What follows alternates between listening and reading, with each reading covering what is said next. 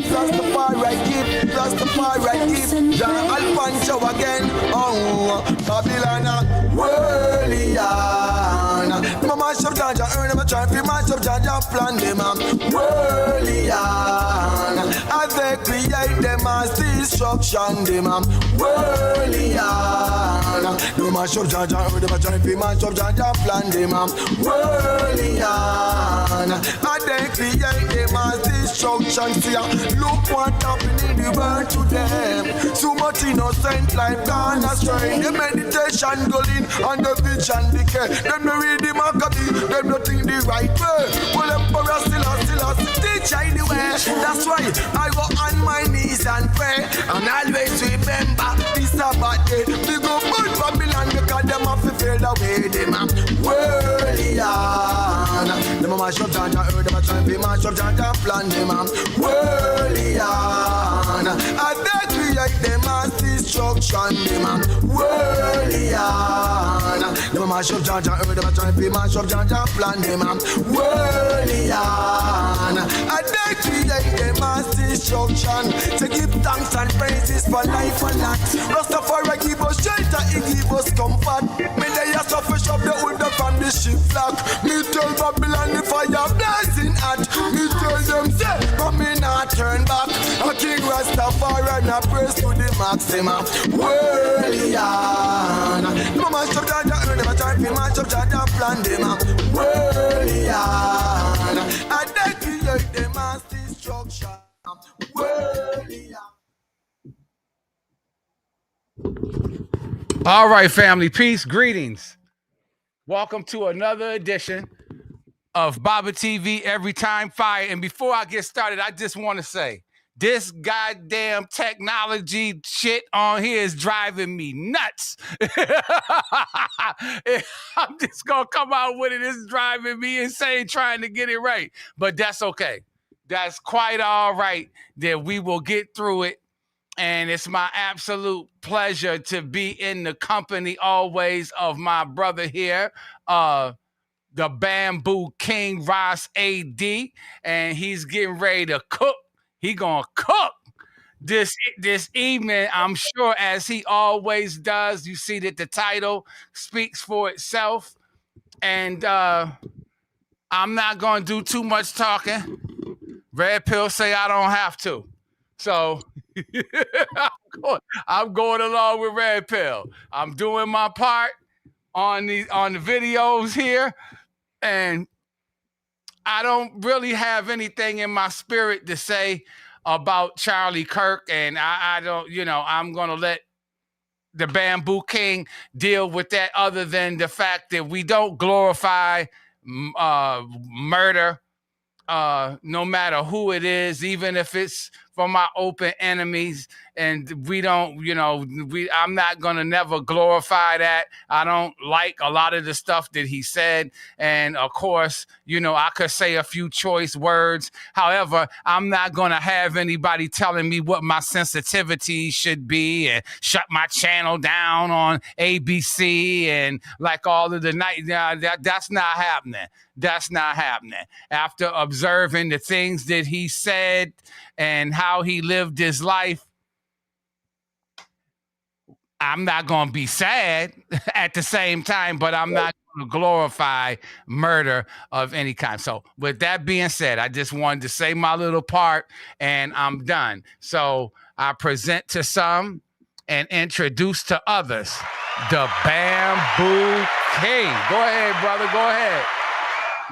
Yes. Yo, big up, Brother Bob. Enough respect. It's always a joy and a pleasure to be able to join you on Baba TV Every Time Fire. Always a joy and pleasure to be able to join the Baba TV universe each and every time. It's fire every time, and it's been heating up lately, even hotter than fire. Going to get that blue flame here pretty soon.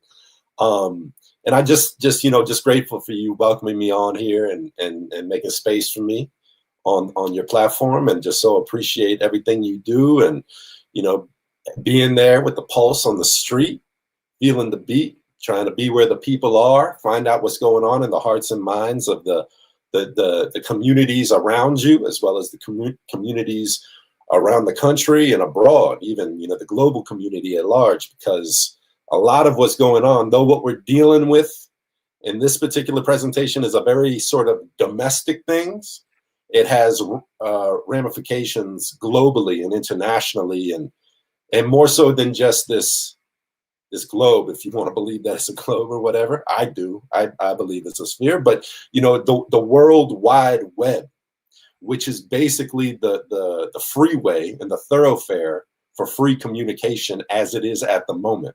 And we know that the powers that be are desperate to lock that down and to get that under control, because it's such a liability towards those in power who seek to control a narrative that more times than not is fabricated with fiction that is illustrated by them to mislead the majority of people on earth, either to discourage them, either to make them frustrated, to make them just dismissive of the whole thing, or to make them think they're getting all the answers served to them on a silver platter, and there's no need to do your own research, no need to think thoroughly through things, or certainly be skeptical or suspicious of those micromanaging this digital realm, which most of our free range communication exists in at this point. You know, most of the world has given up on establishment media. Most of the world doesn't believe what politicians say, what media pundits say. You know, at this point, I think that's kind of the strategy they're leaning into, is to utilize AI, to utilize misinformation, malinformation, to utilize the threshold of the limited threshold of the community's interest level and ability to stay interested in anything for too long. I mean, we have this rapid news cycle constantly flipping, and 99% of the time it's bad news, and people are getting emotionally exhausted to the point where they can't tell the difference at face value between truth and lie, and what is a conspiracy theory that was made somewhat in jest or in fiction, and what is truly a conspiracy or collusion of one or more people coming together to collude covertly for an agenda. And their hope is for us to be utterly exhausted by all that, as well as the financial turmoil and everything that the world's under right now. So to just dismiss, because, you know, if you don't have the wherewithal to try to flesh out, separate the wheat from the chaff and the truth from the lie, and figure out what holds value and what is valueless, what is the real thing and what is falsely imposed in order to distract us and take us off the scent of what's actually going on.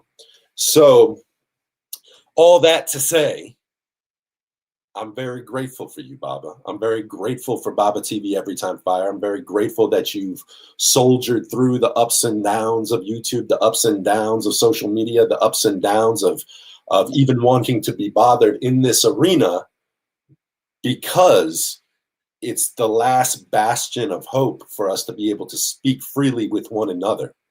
And who knows how long that will last.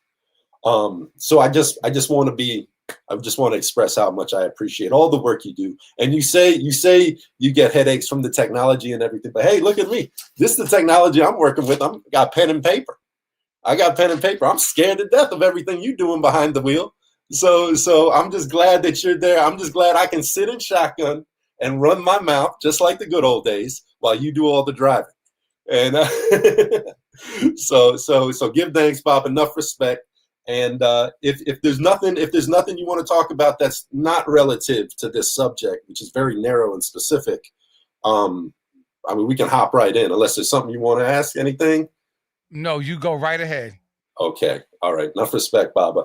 So ever since we did the presentation just after a day or two after the Charlie Kirk assassination, that we were coming through in a mode of defense, in a mode of defense to try to defend the population of this nation from just falling into a state of civil war, civil strife, contempt, culture war that has been so fueled and exacerbated by the flames of animosity, hatred, intolerance on so very many sides. It's the agenda today of those who are in the class of positions of power, seeking to keep us at one another's throats and to avert a class war. They are trying to stoke a civil war.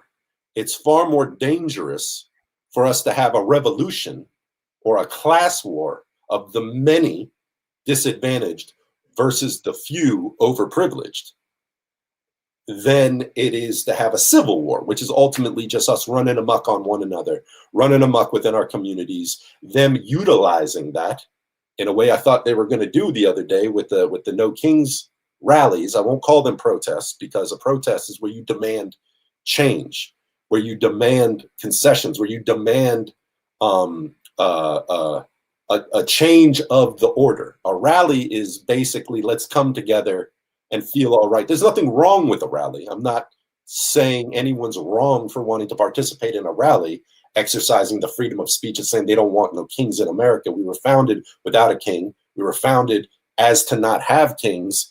And it seems as though there's ones and ones who are seeking to try to synthesize an artificial monarchy at this point, or what I've called for a long time in American democracy or American politics, a diarchy, which is a two-party diarchy, meaning two parties that are effectively one party, or the uniparty, with the same agenda on either side, and nuanced differences to give us the illusion of choice, to give us the illusion of difference in being able to channel our energy in one way or another and actually getting ahead, when actually what we have is ratchet politics.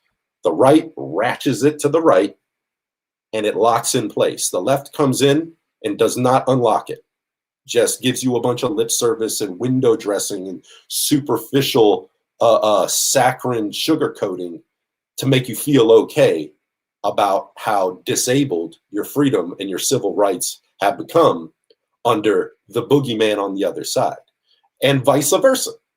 You see, because what it is that each side is offering is a threat to 80% of the people. So that being the case, and we came in a mode of defense, we came in a mode to try to quell the heat, to quell the fire. And it's not because we care, like what Baba said. We don't really care about the Charlie Kirk. I've lived my life for a long time looking at the Charlie Kirks of the world. And honestly, a lot of the people we're going to be referencing in this subject as obstacles in the path of a utopian progressive reality for everyone. And obviously a utopian society is, easily talked about, hard to achieve. But the vision of a utopian reality that actually serves the people to be able to embetter themselves, so there's less of fruits of colonization, fruits of xenophobic supremacy being the yoke to hold us down and unpin us against one another, to keep us perpetually toiling while the rich get richer and richer and richer, and laugh and mock us, and drink champagne and laugh and mock us for fighting with one another over petty differences, while they're literally getting away with not just murder, but mass murder bordering on extinction. So that being the case, we don't encourage silencing your opponents, silencing your adversaries with violence, particularly murder, because that's the coward's way out. And we certainly don't encourage, regardless of who you think did this. Now, regardless of who you think actually pulled the trigger, regardless if you think it was a trigger that was pulled, if you begin to applaud the death of this individual, who many of us don't have an affinity for, certainly on this platform, don't have an affinity for the likes of a Charlie Kirk, or a Tucker Carlson, or a Megyn Kelly. These type of people aren't necessarily the people we're attracted to listening to. But if hypothetically, this was an inside job by a state operative, whether it be the United States, whether it be Israel, whether it be a shadowy government 3-letter agency that we don't even know of, regardless, whether it be a police. Once we begin applauding covert political assassinations of even our enemies or nemesises or adversaries, what is that? What do we become? We become the cheerleaders to a corrupt government that seeks to use violence and political assassination as a means of neo-colonization of the people and of the land and of the resources of the land. Because they don't care. It should be clear to all that our government cares nothing about the people. In other countries, in this country, they don't even care about one another, which is kind of what we're here to discuss. So before we get into it, I'm going to put a little disclaimer on here.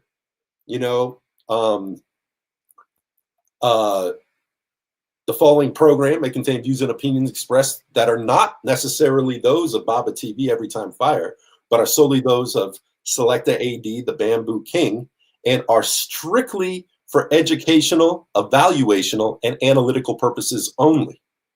We are not telling you that this is the unshakable, infallible, undeniable reality of things.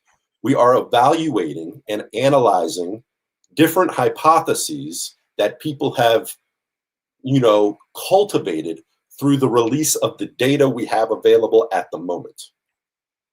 So that's what this is, educational and informational purposes only. Jump to conclusions at your own discretion. That's what we're doing. That's what I'm doing.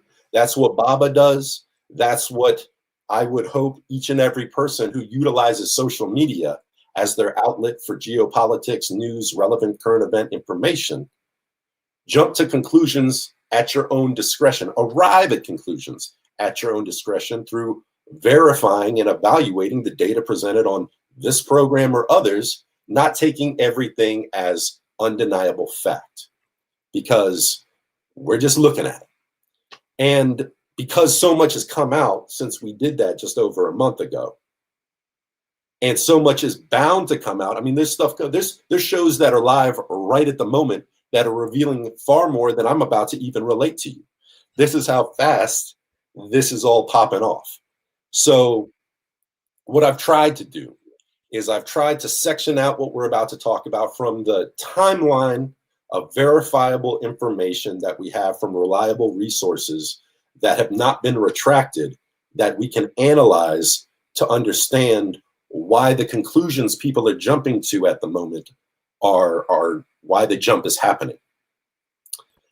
Then I'm going to evaluate some of the characters, some of the people and persons in this data so that we can identify who these people are, to develop a deeper understanding of what kind of accusations are literally being leveled. And then at the end, we're going to go over some of the anomalies surrounding the murder of Charlie Kirk, without having definitive conclusions of what it may be. But one thing I can say is this, in my opinion: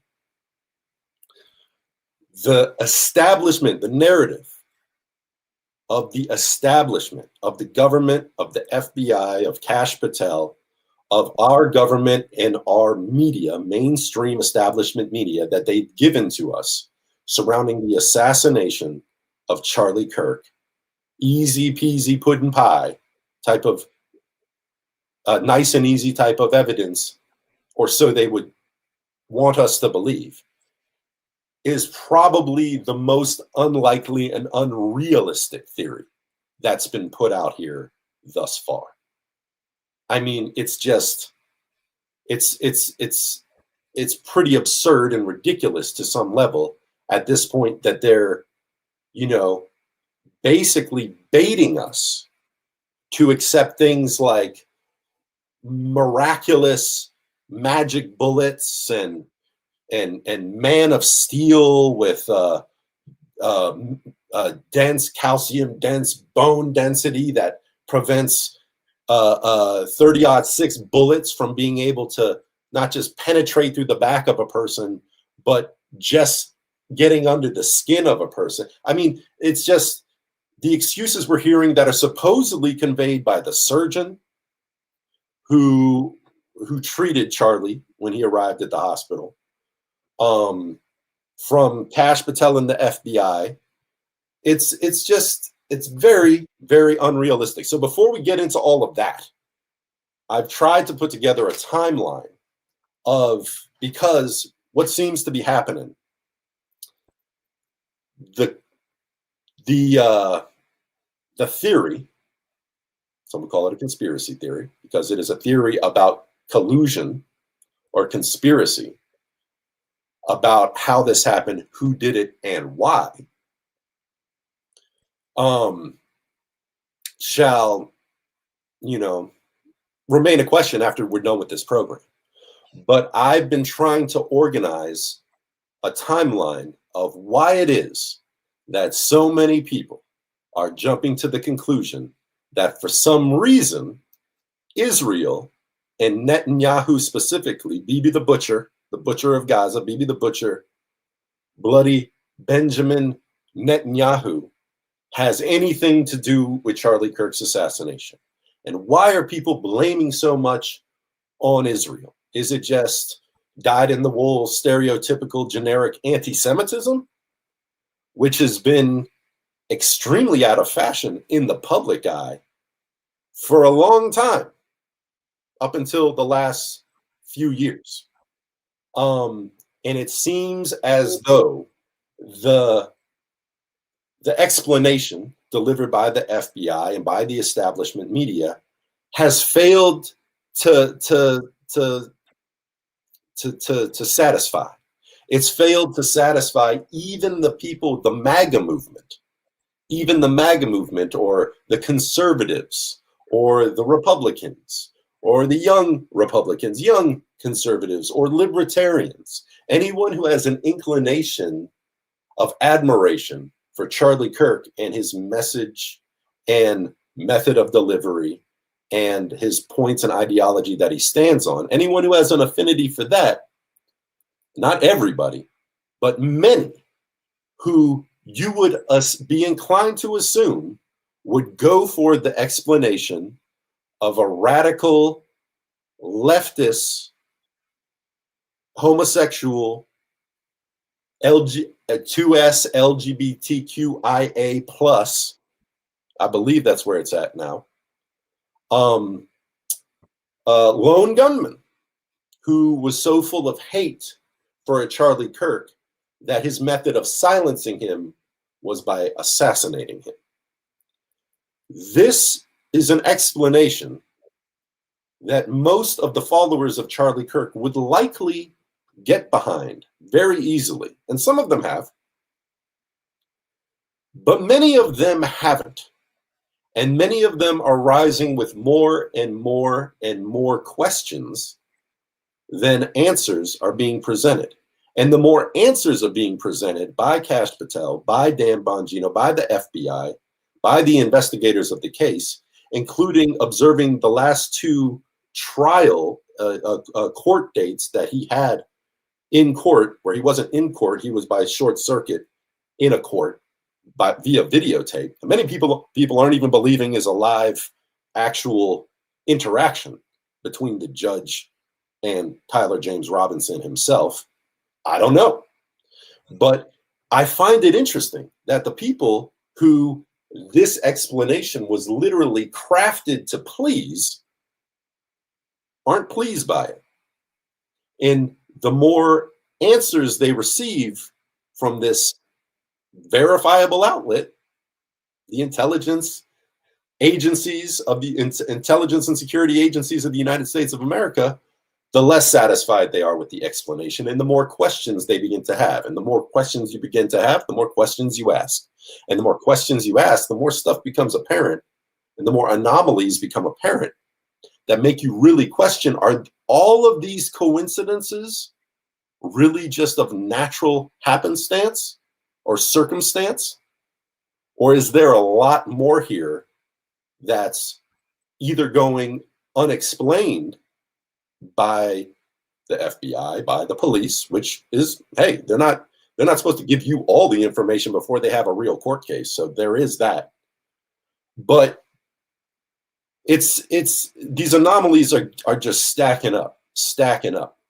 And the trust that even the believers, those who would trust that it was their antagonist or their adversary, whether it be a hyper left, liberal, furry, whatever, is the one to blame for this, they're not going for it. Many of them not going for it. And I have been wondering why. Because a lot of these people that we're about to discuss, I honestly don't pay them a whole lot of mind most of the time, because I find their ideology and their theology very distasteful and unrelatable to my life and my perspective. And I see them as obstacles in the path of progress for a society in which I think we could possibly work together, not in some love fest utopian fetishized reality that is hard to believe, but what is called a functional unity or an operational unity, where we can actually work together without having to convert or conform one another to our belief system, so that we can embetter the lives of everyone or the masses of people within the nation, and safeguard it with our government. Supposedly that's what the Constitution was all about doing. So, yeah, why is everyone blaming Israel? This is when I started paying attention to Megyn Kelly. This is when I started paying attention to Tucker Carlson, when he got kicked off of Fox News for talking about Ukraine, not towing the party line, not towing the government line, not towing his broadcasting company's line, Rupert Murdoch's line, on what it is he chose to say and acknowledge and express on his program, which is why he got kicked. He was the first one to get kicked. The highest grossing, the most viewers of any pundit news show in America. I mean, hands down. And they chose to fire him for not towing the party line when it came to Ukraine and beginning to criticize Israel, beginning to criticize Netanyahu, and not just that, but criticizing the Israeli influence and Zionist in particular influence on American politics. So I started paying a little bit more attention. I started saying, well, a virus got in the computer, something's going offline, and people are getting shaky. The higher ups, the people who are secure with their positions of propaganda disseminators, are getting shaky because one of their goy or one of their lemmings is going rogue. So that being the case, I had a few questions that I had about Israel and why is it everyone's blaming Israel.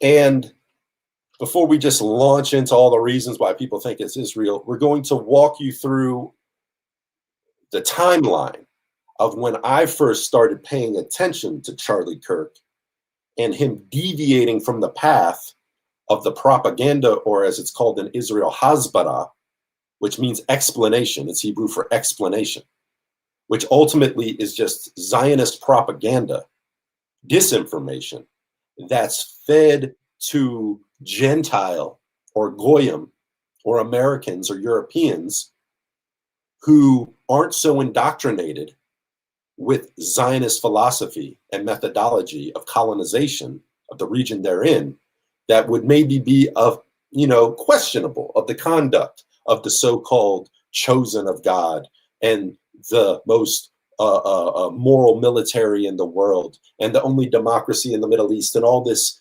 explanation, or hasbara. So whenever you hear me say hasbara, it means propaganda. It actually means explanation, but it's referring to Zionist propaganda, hasbara. So we're going to start in 2023, 2 days after October 7th, or Al-Aqsa Flood, Operation Al-Aqsa Flood, which was the operation that Hamas and Palestinian Liberation Forces colluded to cross the border and ultimately attack Israeli military and Israeli police and take 200 to 300 hostages in order to utilize for a negotiation of a hostage trade, which is kind of where we're at now, hostage trade in the wake of the Abraham Accords put together by Jared Kushner, Donald Trump's son-in-law, and put out there by Donald Trump in his first term, where he was attempting to normalize relationships of all of the other Arab nation, all the Arab nations of the Middle East, because Israel's the only non-Arab nation. So all of the Arab nations of the Middle East who are always in perpetual conflict with Israel, and who Israel is always in perpetual conflict with themselves, and normalizing the relationships with these Arab nations, ultimately to cause greed or trade or opportunistic trade building with Israel between these nations, and to now for the Arab nations to overlook the plight of the Palestinians, which was always a serious bone of contention in Israel's lap in the middle of the Middle East. So when Hamas sees this and begins to plan over a year Israel knew, by the way. We'll get to that in a minute. They begin to plan what are we going to do out of desperation to try to demand getting some of these over 10,000 prisoners, hostages that they've kidnapped, ultimately, many of them young men, many of them children, in military prisons, not getting actual trials, but being sentenced in military prisons under the worst conditions and just basically warehousing them in there. Over 10,000. So Al-Aqsa flood happened. And let's get on with this before we get any further. 2023, October 10th, 2 days after October 7th, and the retaliation begins. The retaliation and response to Al-Aqsa flood begins. Patrick Bet David, who's another podcaster I don't care much for. You know, if he's like an interesting guest, I might tune in to see what kind of arguments develop. But I'm not a big fan. But Patrick Bet David, American businessman, originally from Iran, family from Iran, but made quite a success of himself in here, a conservative Republican type. And Patrick Bet David podcast hosts Charlie Kirk, where for the first time, he begins to express publicly suspicion and skepticism over the IDF's delayed response to Operation Al-Aqsa flood. Actually, openly, publicly, on a podcast, talks about how he's been to Israel, he's been to the border where it took place. You don't walk 10 feet without seeing a 19-year-old with an automatic weapon. The fact that it took 6.5 hours for there to be a military response in one of the most heavily guarded spots on the border of Gaza did not make any sense to him. He didn't trust that there was a genuine explanation there that made any sense. Now, at the time he made these comments, he must have already been privately thinking about these things, because at that time, I don't think he was aware, as many of us weren't on the 10th of October, 2023, that Israel's intelligence already had knowledge.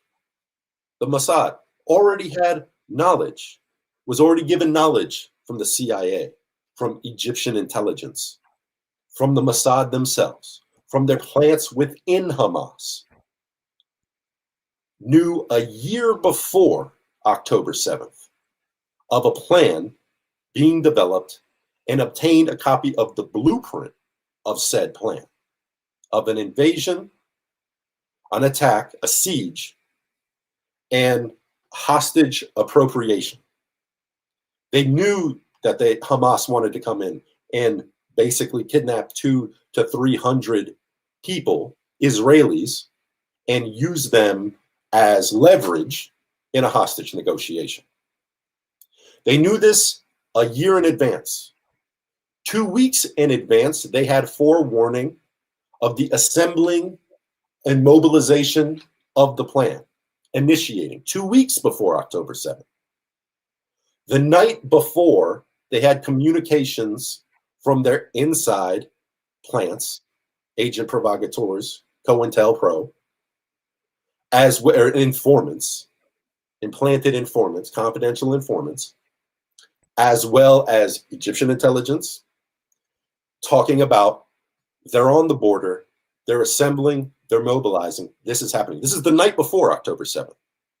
And 2 hours before the attack, they had warning that it was all taking place. So there's no ambiguity in what Israel's IDF, Mossad, intelligence, government, Netanyahu, there's no ambiguity that they were confused as to what happened, where it was going to happen, why it was going to happen. What I found was confusing was that the Supernova Dance Festival, the festival that took place, that was on the front line where all the cameras were, that they said, look, they came to attack a music festival.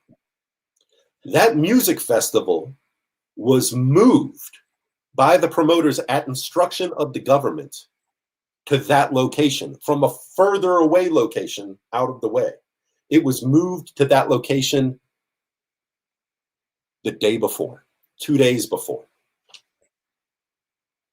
So I don't think Charlie Kirk even knew that, let alone any of us wondering. And what's coming out now, which I didn't have time to write down the actual names and the verbatim what was said, but we're having IDF soldiers come out and confess now on television and in the Hebrew news and everything, that into Haaretz, that they were instructed to stand down after they got warning that the invasion was taking place. They were instructed to stand down, and they were told to stand down for hours before they even arrived to engage Hamas.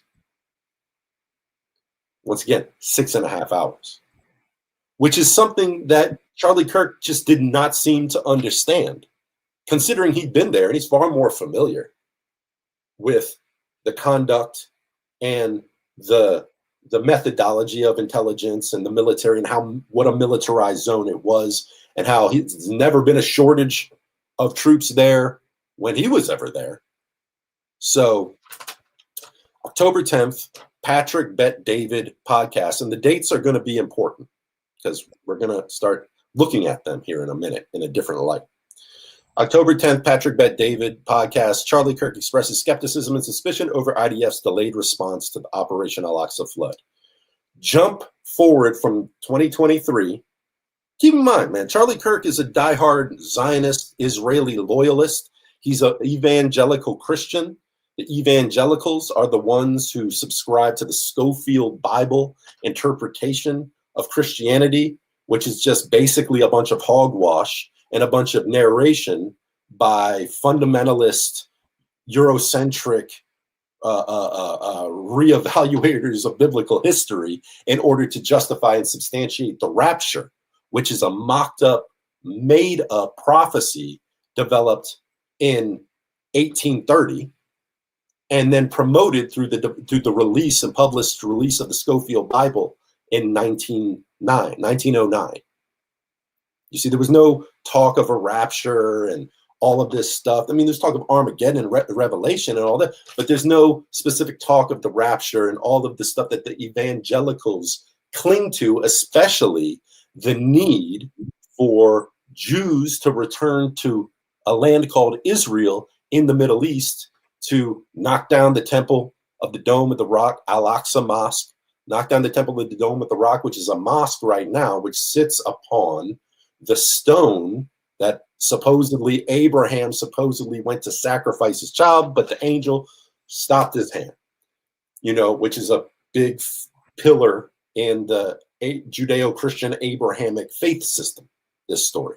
So this spot, this place, is very important. So the whole burning of the red heifers to clean the tools used in the ritual, and all this whole ritual of a rapture, and Jews returning there to initiate the arrival of the Christ, the second coming of Christ to the Christians, the first Messiah to the Jews, and the Mahdi to the Arabs. This methodology, as interpreted by the evangelical church, is a necessary component, because they hate Jews. They don't really love Jews, even though they're the number one Christian defenders of Zionism and Israel, and feign to be defenders of Jewish people who are persecuted by so-called anti-Semitism and prejudice, even though it seems as though they are the Christians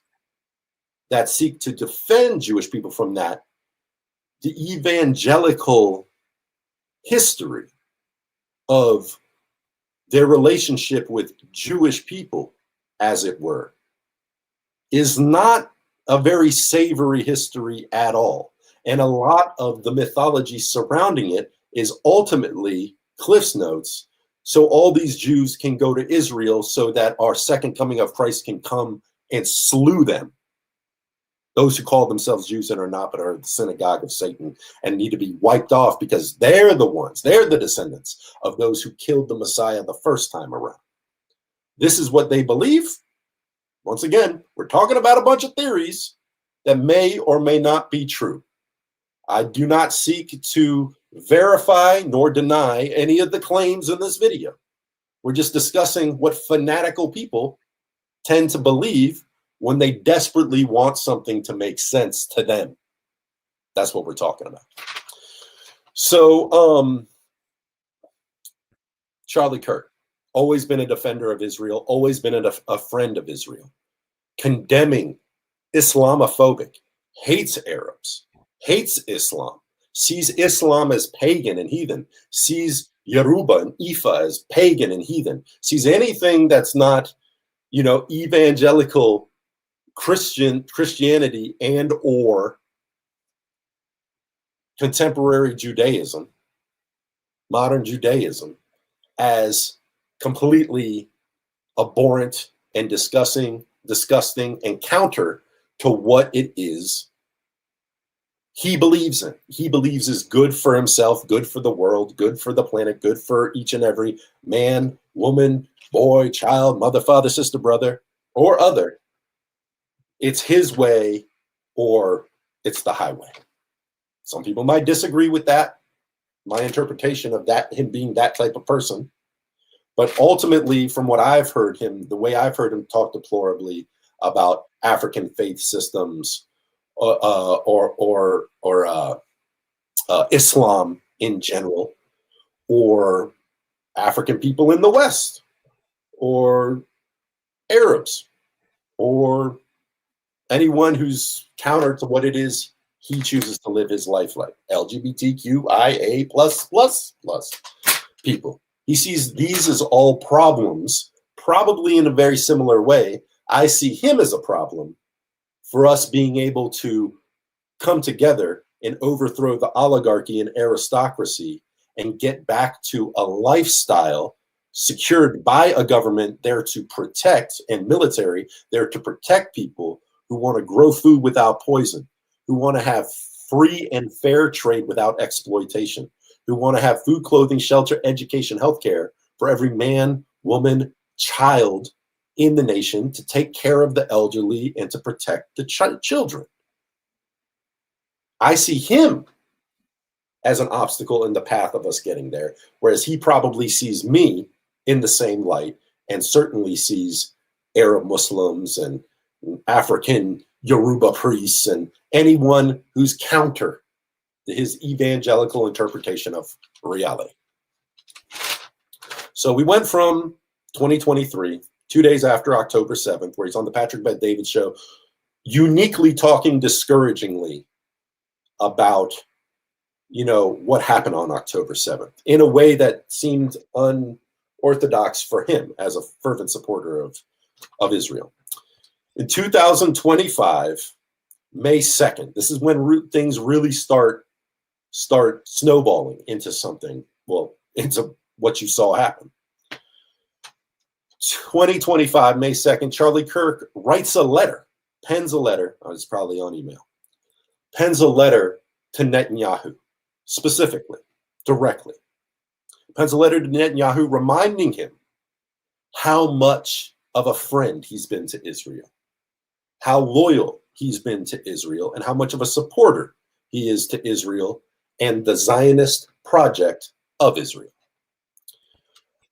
But, and Netanyahu read a couple of lines of the letter, or he referred to, he didn't even read it, he referred to a couple of lines of this letter.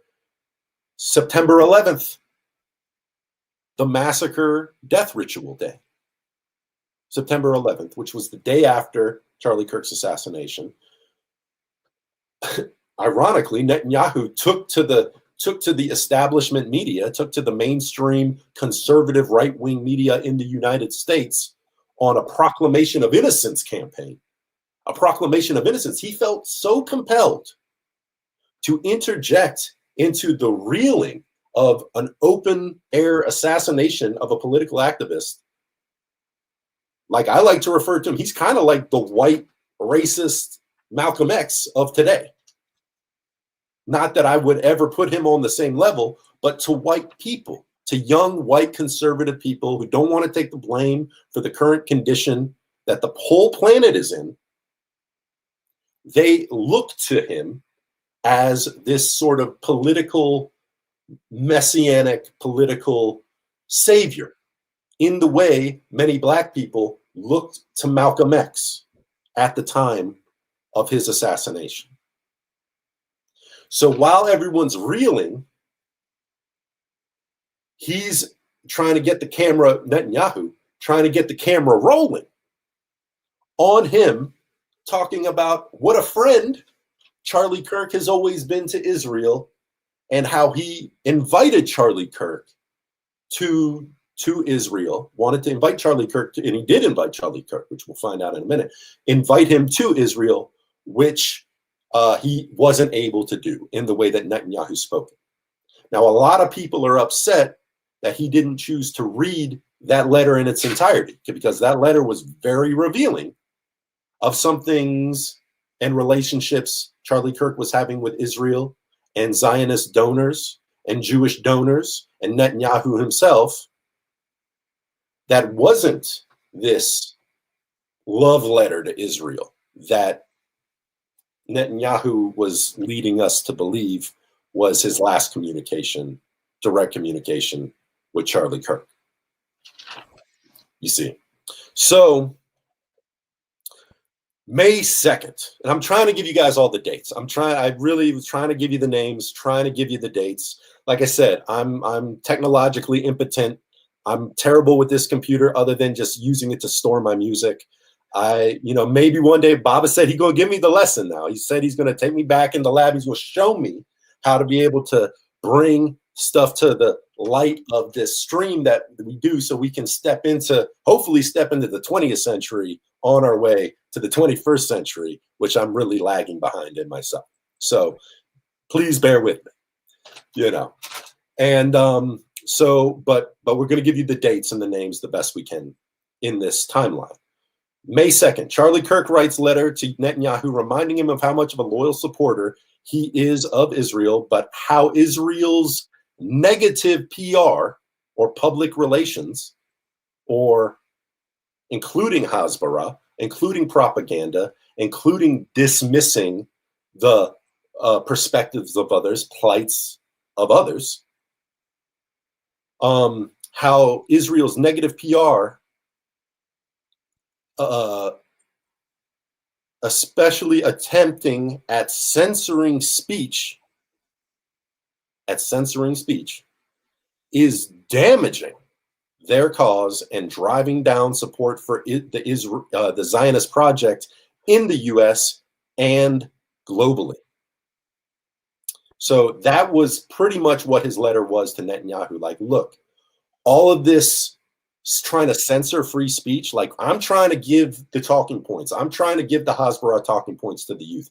I'm trying to indoctrinate them with this foreign perspective of, you know, Zionist Jews deserve the whole of Israel, Gaza, and the West Bank, and shucks, even Iraq, and even Syria, and even Lebanon, and even Qatar, and even Saudi Arabia. They want the Greater Israel Project. If you look at the badge on a IDF soldier, they have a patch for the Greater Israel Project, which includes Saudi Arabia, includes most of the Middle East. Their ambitions do not stop with Gaza. Their ambitions do not stop with the West Bank.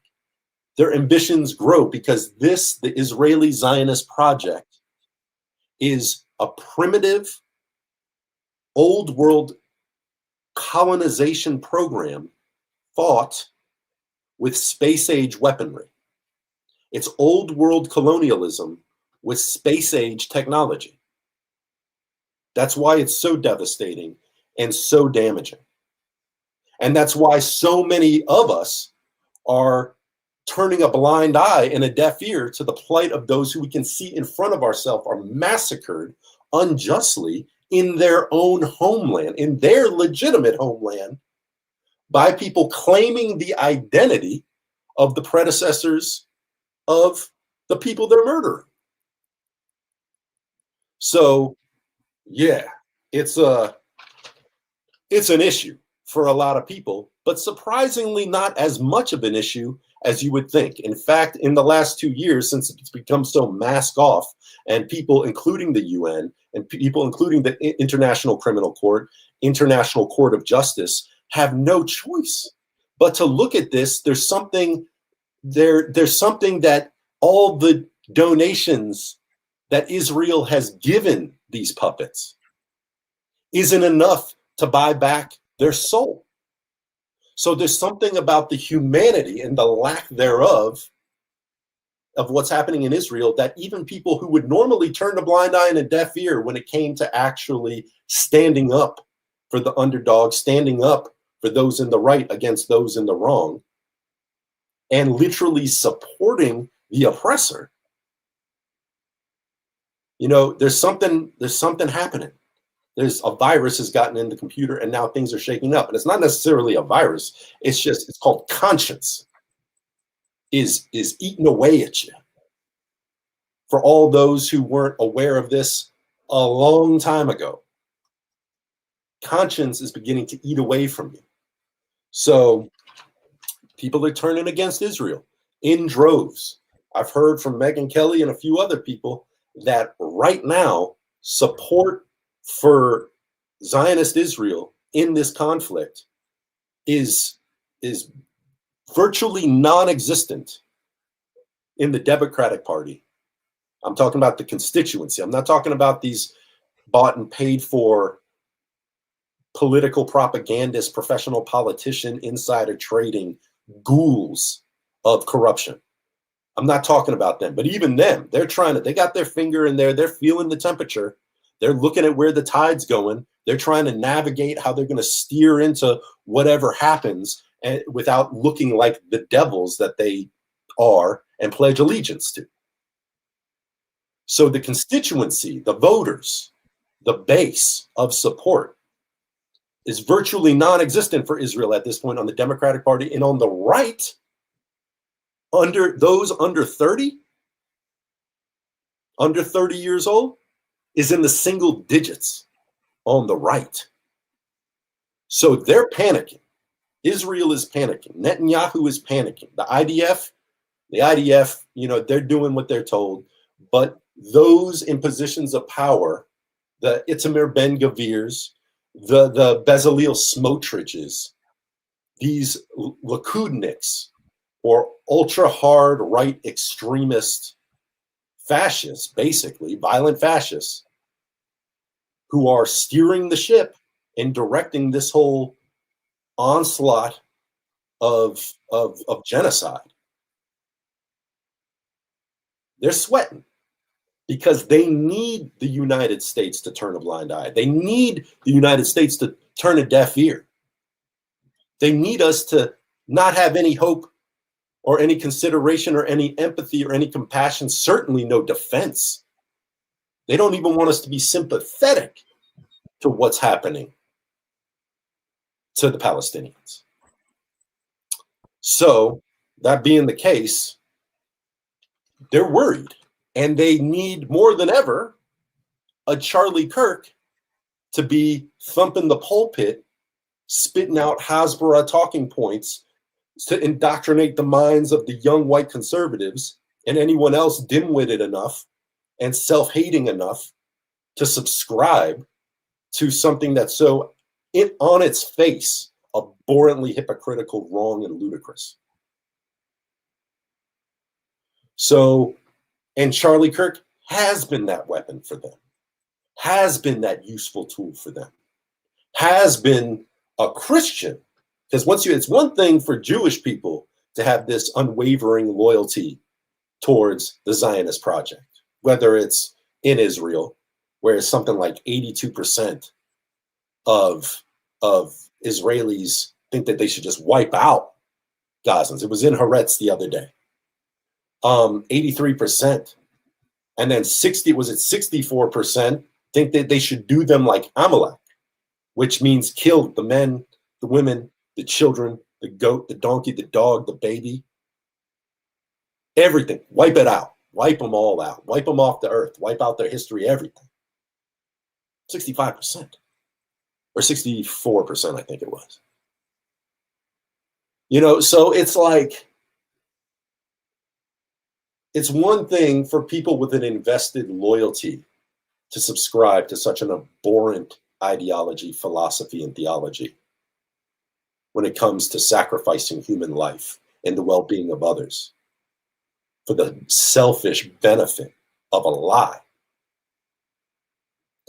But when you have Christians subscribing to it too, it lends more credibility. It lends more. See, it's not just Jewish people; it's Christians too. It's secular people too. It's old people. It's young people. They need everyone to subscribe to this. So, Charlie Kirk wrote Netanyahu a letter telling him that the PR is not going well. It's looking bad, and it's getting harder and harder and harder for me to legitimize what's being done, what's being said, and what's being done.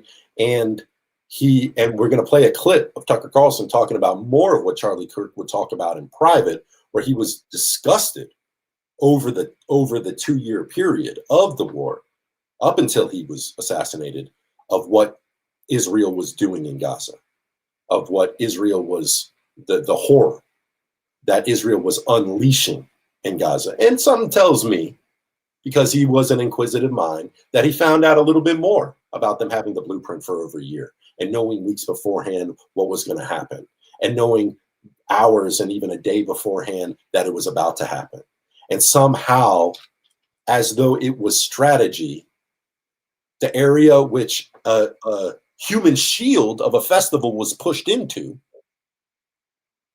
was also left completely unguarded by the IDF, and was apparently told to stand down for 6.5 hours. Not to mention that at multiple points during this siege, the Hannibal Directive was initiated. And the Hannibal Directive is ultimately the IDF's protocol to avoid hostages, whether it's soldiers, usually with soldiers, but whether it's soldiers or civilians, to avoid hostages being used as leverage in negotiations, murder the hostages as well as the enemy. Kill the hostages, kill the soldiers, anyone who they're taking as a hostage, kill them. And then there's no more leverage for that specific hostage.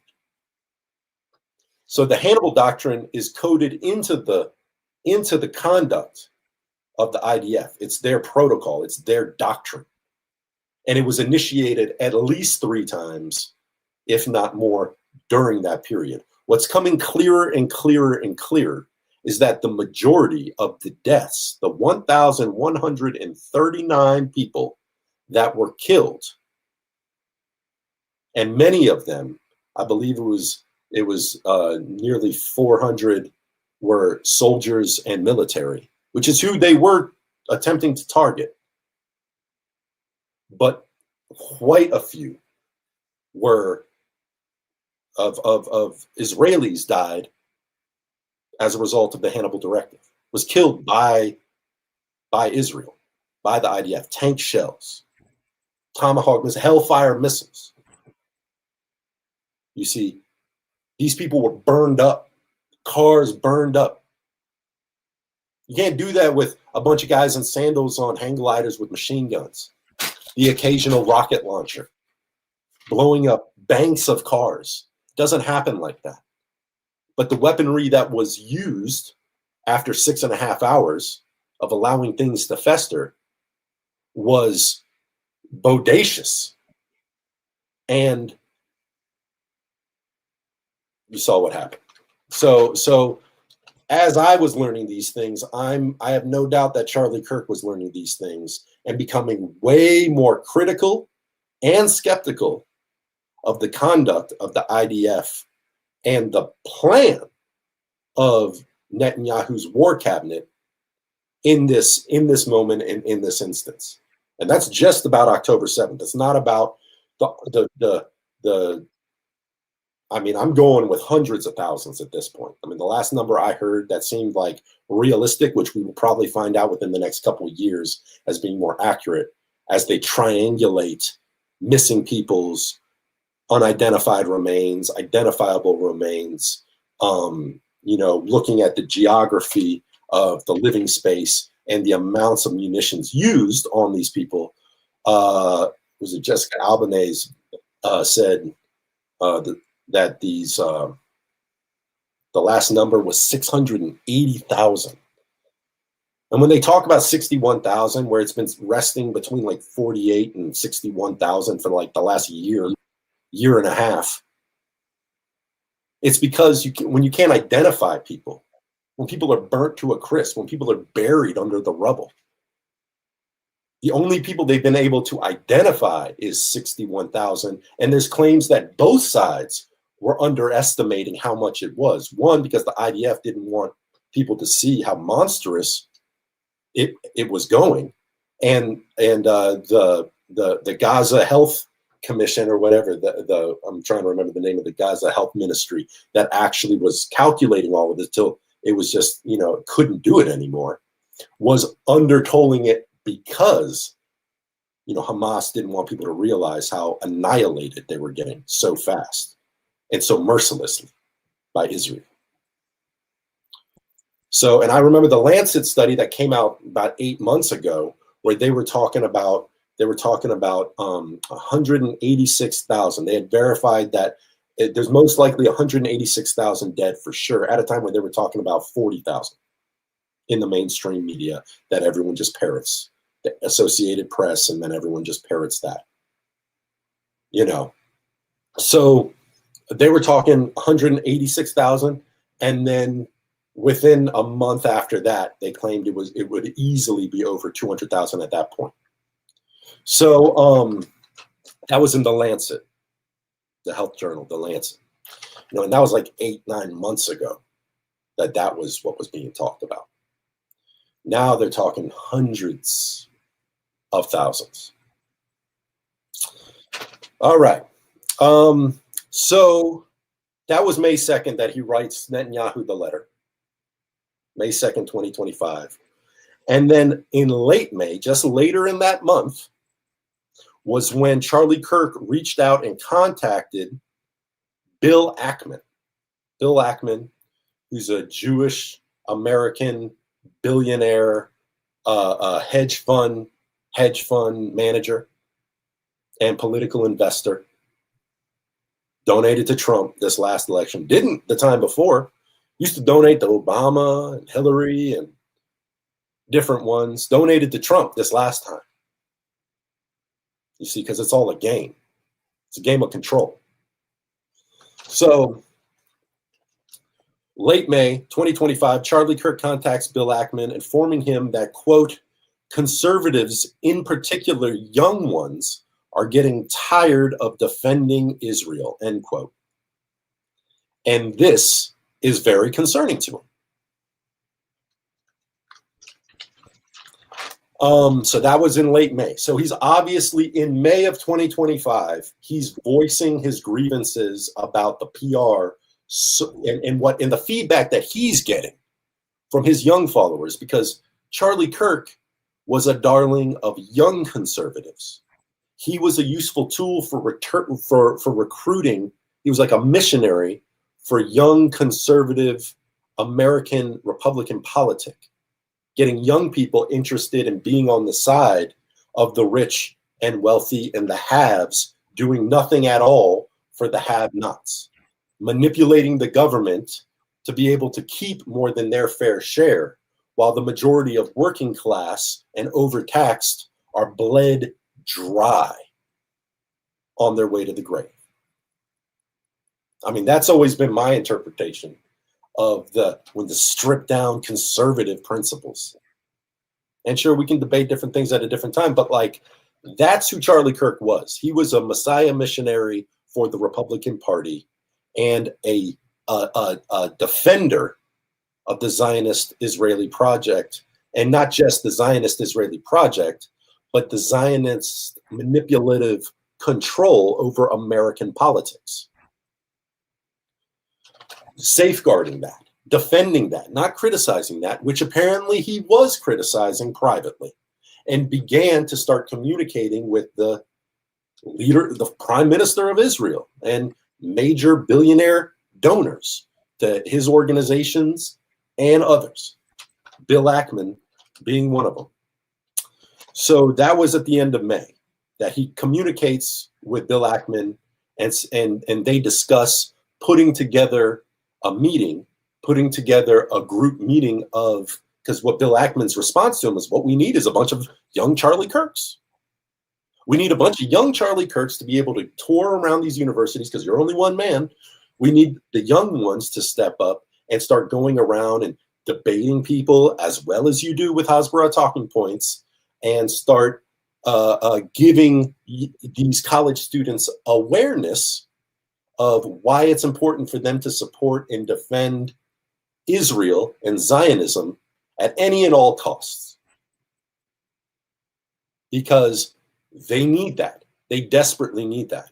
Because the only people who are brainwashed enough to think that Israel is a good ally of the United States, or just good in general with their conduct within the Middle East, are old boomers that are just out of touch and have been force-fed this whole Nazi Holocaust being the worst crime against humanity in the history of all time, and it was terrible. But having that running on the History Channel 24 hours a day, having every history textbook have multiple chapters on that and very little about the other atrocities done at the hands of other Europeans over time, it seems as though they curbed the market. What was the woman said when Khaled was on Donahue? It seems as though Jewish people have curbed the market on sympathy, I believe is what she said. So, and I would agree. I would agree. And it's one thing if you took your reparations from Germany and Europe, and you took your aid from the United States of America, it started at $2.8 billion a year, and then over time became $3.8 billion a year. You know, aid, because it's not reparations, because we didn't do that, but we're funding them since 1948. If you took your reparations and you build and developed a place into something good for everybody, and a democracy for everyone, and not an ethno-state, not a separate and unequal apartheid-run ethno-state, which is not a democracy. You can't be an ethno-state. You can't have an apartheid state of separate and unequal rights for different people according to religion and identity, and still call yourself a democracy.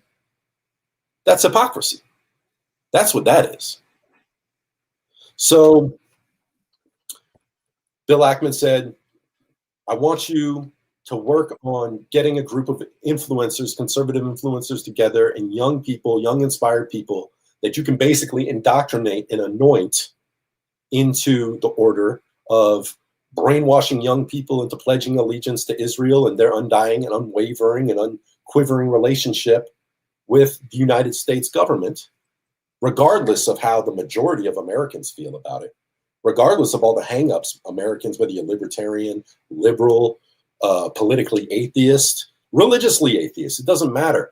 The majority of Americans are sick of condoning this genocide and this apartheid state and placating this apartheid state in its genocide of Palestinian people. And not just that, but in its perpetual turbulence in the region, creating more terrorism and wars that we're going to need to bail them out of, whether it's with Iran or Lebanon or Yemen or Syria or Qatar or Iraq.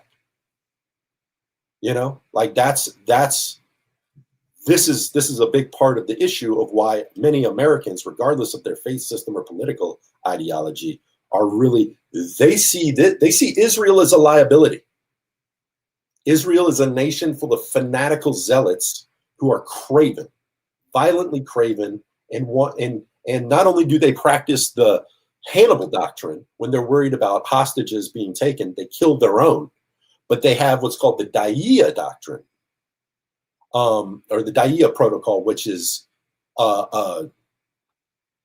terrorism. Ultimately, the blueprint of modern contemporary terrorist and terrorist culture in the modern day is Da'iya doctrine, which is targeting civilians, not fighting fair, not fighting an army against an army or an army against a militia, targeting civilians, targeting civilian infrastructure as to put excessive amounts of pressure on the rulership of the opposing force, of the opposing power, to basically put extra pressure on them because they are targeting civilians, which is a war crime, which is international law, international morality, a war crime. But it's called the Da'iya doctrine to them because it's sacred to them, because it's their best method and approach at winning in their minds. And beyond the Da'iya doctrine and the Hannibal doctrine, which is just war crimes in and of themselves, you have the Samson option. What's the Samson option? You know how Samson prayed for his strength after Delilah cut off his locks, the 7 locks of Samson, and he lost his strength, and they chained him up to the pillars. The Philistines chained him up to the pillars. He prayed to his God for strength just one last time so that he could pull the pillars down and it could all collapse on the Philistines, including himself. He was not a Philistine. He was a Chaldean, Nazarite, really. But that's the Samson story. Now, the Samson option is if Israel feels threatened enough to where they are going to lose their footing, if they're going to lose Israel, if they're going to lose their objective against an enemy, well, they have nuclear weapons. And the only place with nuclear weapons that haven't claimed it, that haven't accounted for it, but through the research I've done, they have at least 40 nuclear warheads, if not far more at this point. And that's a whole nother story of how they got a hold of them, which we don't have time to get into now. But you can pretty much bank, and anyone with any sense and anyone who reads books and anyone who pays attention to geopolitics at all knows that, oh yes, they are indefinitely a nuclear power. And the Samson option is their option of dropping nuclear bombs on their enemies, including themselves, because if they can't have Israel, nobody can. If they can't have Israel, nobody can. And that reason right there, the fact that they actually believe in the Samson option as a reasonable and logical default position in the chance that you lose footing in a military operation to nuclear bomb everything, including yourself, probably including the whole world. That is not an ally of America. That is not an ally to anyone who's a human being. That's a satanic, Luciferian delusion of an approach at problem resolution. So, turning points. Okay. So we talked about him communicating with Bill Ackman. Bill Ackman suggesting we need you on the warpath, converting all these Christians or secular people or Jewish people, whatever it is, you got to get them on board with supporting Israel. You got to get them on board with supporting Zionism. You got to get them on board with condemning anyone who's critical of Zionism, and you got to get them in the mode of conflating Zionism with Judaism. So anytime someone criticizes Israel or Israel's conduct or the IDF or Zionism, then you can accuse them of being an anti-Semite. You can accuse them of being an anti-Semite because it's conflating Judaism with Zionism. And some of the most fervent anti-Zionists are Jewish people, whether in secular, Orthodox, like the Satmar. Like there's a lot of different Lubavitch Orthodox, Lubavitchers and Orthodox fundamentalist Jewish orders that don't subscribe to the Israeli thing at all. In fact, they know that it's a concoction of evangelical Christian hocus pocus that is actually more of a liability to Jewish people well-being across the globe than any criticism of Israel. So, yeah. So the whole conflating Zionism and Judaism, that trick is had, that trick is tried, that trick is done. No one's going for it anymore. But that's almost all they have left.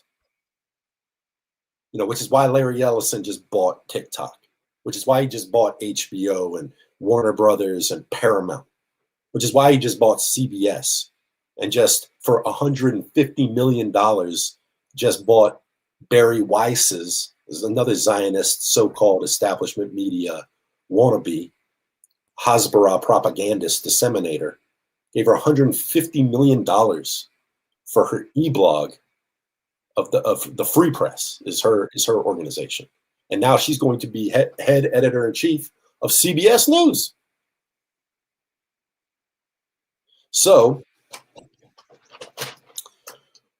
all right, so we're going to get past him calling up Bill Ackman. But that happened at the end of May. Wrote the letter to Netanyahu at the beginning of May.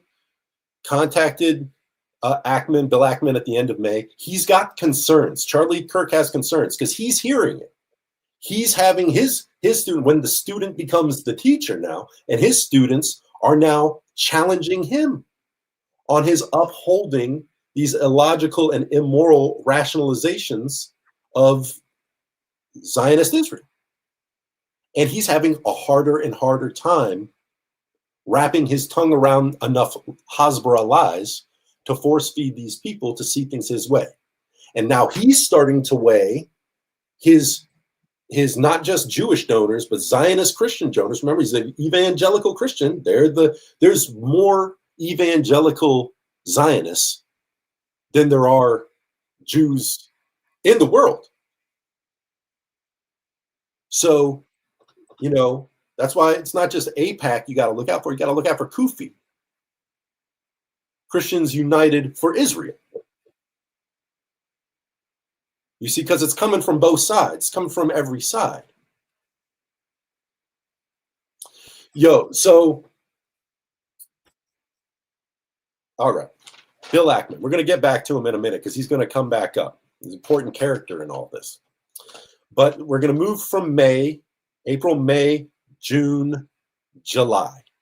Just a couple months down the road. July 10th to the 13th.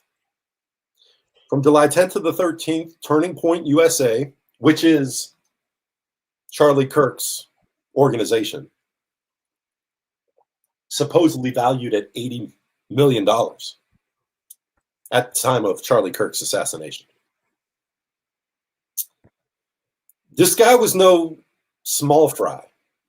That's why we're talking about this. That's why we're comparing him to a Malcolm X in a kind of a way, or comparing his assassination to the assassination of Malcolm X in a kind of a way, because in a mirrored kind of a way, because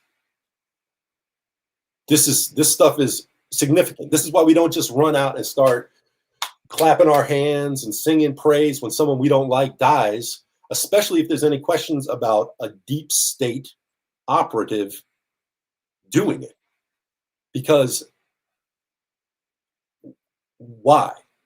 These are the questions we should have. July 10th to 13th, Turning Point USA holds a student action summit in Tampa, Florida, showcasing many very critical, showcasing many pro-Zionist speakers, Turning Point USA, showcasing many pro-Zionist speakers, while also platforming a very critical, at that time, very critical Tucker Carlson, very critical of Israel, critical of Netanyahu, critical of Epstein, Jeffrey Epstein, critical of the current administration and the previous administration's reluctance to release the files held surrounding Jeffrey Epstein and his network and his clients and all of that. So he's revved up, as many people who've been paying attention to the Jeffrey Epstein thing are, and are wondering, what the heck? So platforming a very critical Tucker Carlson and Kirk himself, Charlie Kirk himself, hosting and mediating an active debate, a live debate, live streamed, no cut and dice, no fit together and cut out the parts you don't, live streamed a debate between Newsweek's Hasbara token shill Joshua Hammer, token shill Hasbara Zionist journalist for Newsweek, Joshua Hammer. Also, apparently, according to him, it's hard to trust anything he says, but according to him, he was one of the major players feeding Charlie Kirk his pro-Zionist, pro-Israel Hasbara talking points to use on his campus lectures and his campus circuits that he was doing, which is how he grassroots built up such a following to end up with a company worth $80 million, that as well as gleaning the favor of very wealthy Zionist, Christian, and secular Zionists and Jewish Zionist donor class.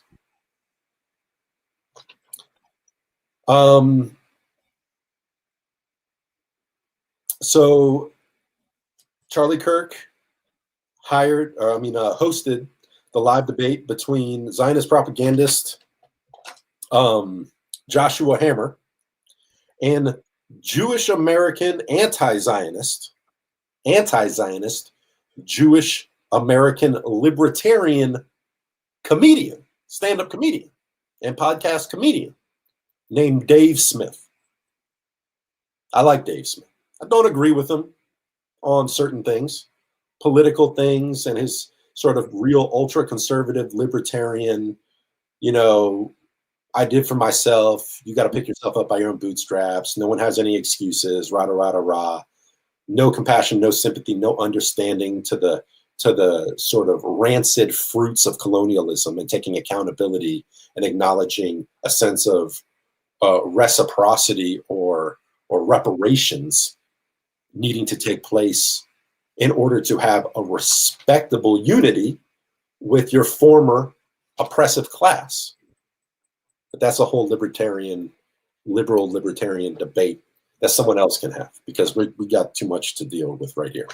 But anyway, I think he's great on his open, outright anti-Zionist critique of Israel and the conflict in Israel and the perpetual conflicts that Israel gets itself in all around the region and exacerbates all around the region, as well as their involvement with espionage agencies like the CIA in America in colluding and destabilizing other governments and other nations and creating more tension and conflict and leading us into more unnecessary wars. And because he's a libertarian, he gets upset at the amount of money that's spent on wars that could be spent on Americans, or which he doesn't really want welfare for many people. He doesn't really want health care for very many people to be afforded on his tax dollar.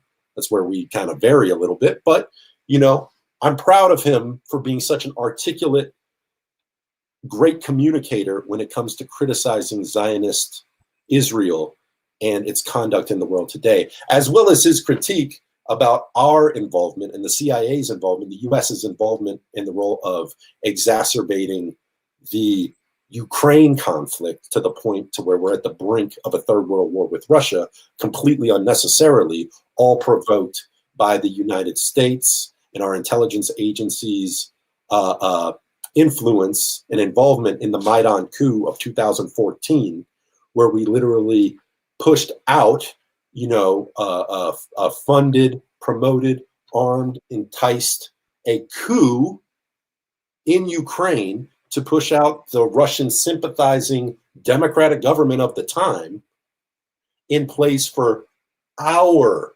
choice, one of our stooges, to run Ukraine so that we, the United States of America, have more access to the trade resources, whether it be natural gas, whether it be fuel, whether it be grain, in Ukraine, the breadbasket of Europe, and being the ones to facilitate trade with the rest of the world through us, to broker trade through us and NATO, instead of Russia, which had always been the arrangement and was always the compromise in order for Russia to allow Ukraine to exist in peace under its own autonomy while engaging in trade with Asia and Europe and the rest of the world through Russia so they can get a little slice of cake. These are the concessions and compromises you have to consider in the world of geopolitics and international trade if you don't want the situation to devolve into a hot mess of a war leading to potential nuclear annihilation or mutually assured destruction. Unless you don't care about that and you're invested in making weapons of mass destruction and making money off of war, because as Smedley Darlington Butler put it, war is a racket. And it's more of a racket in 2025 than it's ever been in the history that we can mull over if we had the time to do so. So yeah, big up to Dave Smith for telling the truth on our involvement in Ukraine and leading a phantom war against Moscow from Ukraine while funding and arming and assisting the Azov battalion are active neo-Nazis. And I'm not just using that hyperbolically. Active neo-Nazis. Heil Hitler. Salute. Fucking white supremacists. Oh, sorry. You know, I try not to cuss on here, Bob. I know you don't mind, but I try not to curse. So, yeah. So that's who we're assisting. While we're busy calling people who criticize a genocide against poor people who are held in concentration camps in an apartheid reservation that is their actual homeland, that is Palestinians' actual homeland, are held in proverbial concentration camps of an apartheid reservation. You're critical of that. You got a professor in college, you got a student in college writing an essay that's slightly critical of that. You're calling them a Nazi while we're literally giving money and support to active Nazis on the border of Russia that Putin has had nothing but problems with because they're perpetually attacking Russians, ethnic Russians, on the border of what's called the Donbas region, on the east side of Ukraine, joining Russia.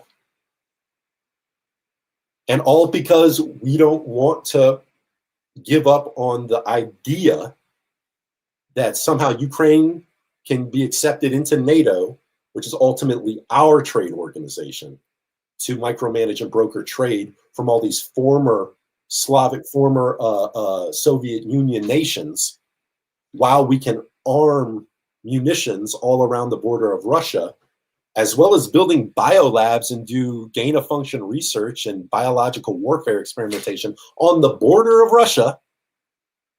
And we're supposed to pretend that Putin doesn't care?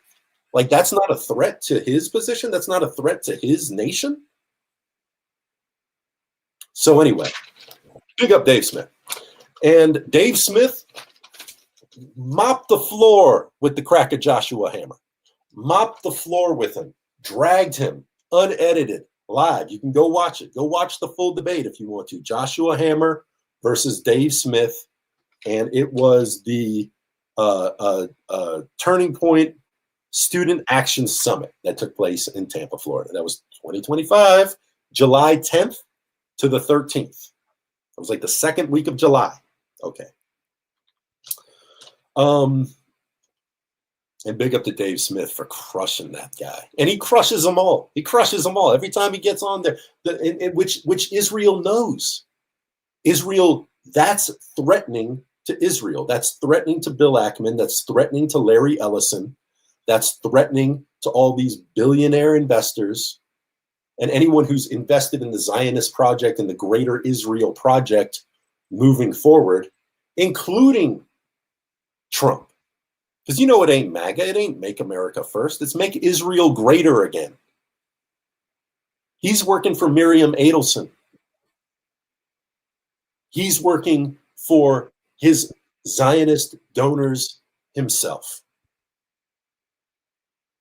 So it's a threat to have such a giant platform, and you're alluring the people that they think are like shooting fish in a barrel, easy to get on an ethnocentric, xenophobic, white supremacist-minded theology, ideology, and be able to usher them into a place where they're the new front line in defense of corrupt, ethnocentric, espionage, warfare, terrorist industrial complex governments across Europe and Israel.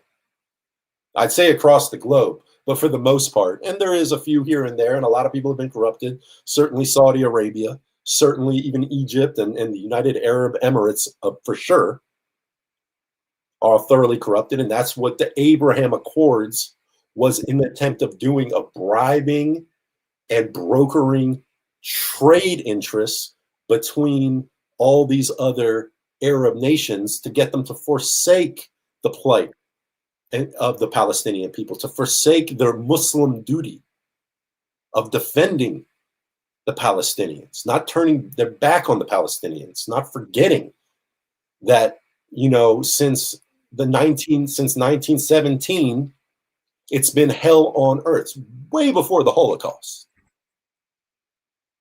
way before the end of the First World War. It's been made hell in the land of Palestine at the hands of Ashkenazi Jews, Eastern European Jews, who were the ones who developed the ideology of Zionism. Zionism was developed by Theodore Herzl, Jabotinsky, and a number of other atheist Jews. Still consider themselves Jews ethnically, and that's a whole nother, that's a whole nother presentation we're going to have. What does that actually mean? What's the difference between an Ashkenazi Jew, a Sephardic Jew, a Mizrahi Jew? What's the difference between an Israelite, a Hebrew, and a Semite? What's the difference between a Semite and a Phoenician? What's the difference between a Philistine and a Chaldean? So, like, these are all things that we can talk about, but the reality is, once the Ashkenazi Jews started developing settlements in Palestine,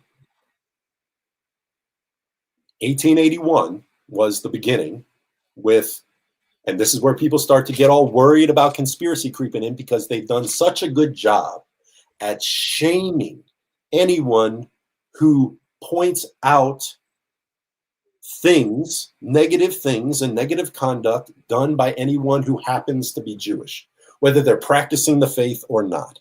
whether if they identify as Jewish, in the same way we heard Red Pill break it down. I'm not going to go into it, but Leo Frank was a white Jew in America, owned a pencil factory, raped and deleted a young girl, 13-year-old girl, blamed it on the black janitor of the factory, and everyone knew that it was him.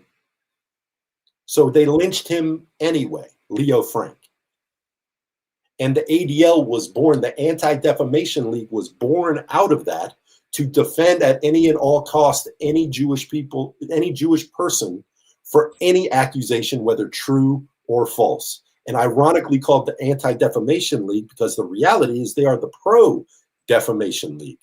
So pro-slander and defamation of anyone critical of someone who's done something wrong that happens to be Jewish, that Wikipedia no longer recognizes the ADL as a legitimate resource to reference. Something to consider. So,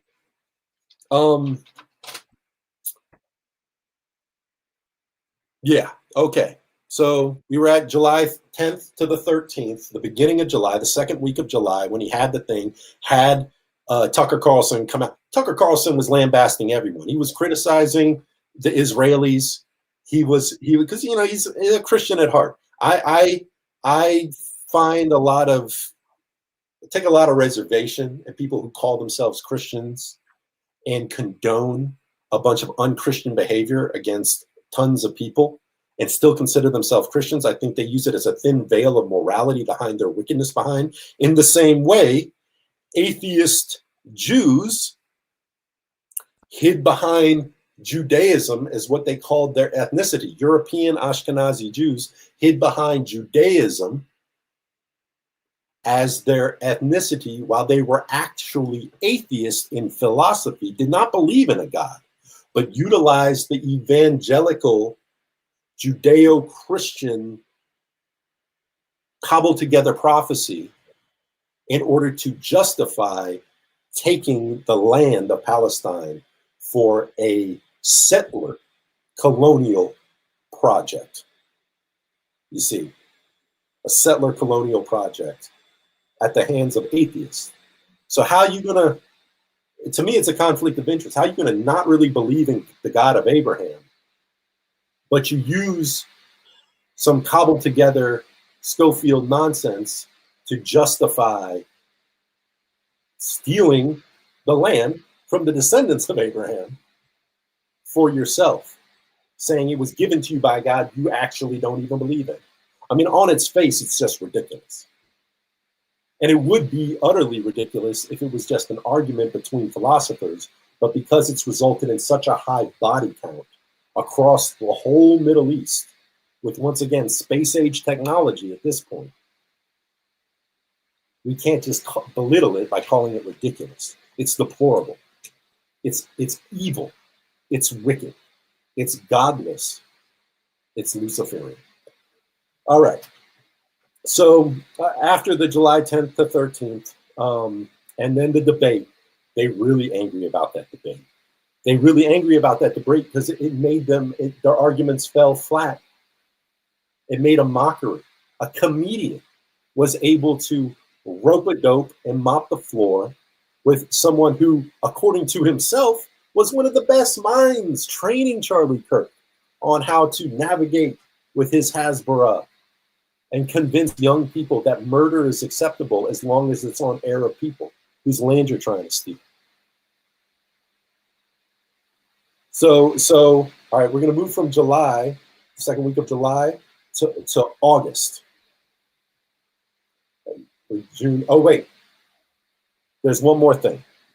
June, before this summit took place, one of the things that fueled this summit taking place, and him bringing Tucker Carlson and him bringing Dave Smith to make a joke of the arguments of Zionist Israel and their Hasbara explanation as to why it is they should be allowed to do what it is they do in the Middle East and around the world with impunity. and why people who disagree with it, like me and like some of you maybe, should be silenced. And if not silenced on the internet, if not silenced on the radio, on the TV, if not silenced by taking their job away, if not silenced by punitive damage, if not imprisoned, hate speech, terrorism, by criticizing the real terrorist of the world, the people with the blood on their hands of innocent men, women, children, and babies. Criticizing that, you're a terrorist now. If not that, then ending your life completely. June 21st, the United States of America, on behalf of Israel, attacks Iran. What they call it, the 12-day war? Isn't that what they called it? Where they just perpetually bombed Iran. It was the U.S. doing it. This was no longer us arming and facilitating with intelligence and giving them everything, endless supply of whatever they need to murder as men, women, and children as they want to, with impunity, with no punishment. No ICC holding them accountable, even though they got warrants out for their arrests. Yoav Gallant and Benjamin Netanyahu. The International Court of Justice finding them guilty of war crimes. League of, what was it? I'm trying to remember. League of genocide experts coming together unanimously. 83% of them agree that what's happening against the Palestinian people is an act of genocide. And nothing. Got millions of people protesting throughout Europe, way better than America, considering we were found on revolution. The people who have it in their heart to protest, with or without their frog suit, and literally stop down commerce, stop travel, stop business in Spain and Italy. I think that's why the ceasefire actually came about, because Europe, though it's going so underreported in the United States, because we're too busy spreading more Hasbara than Israel.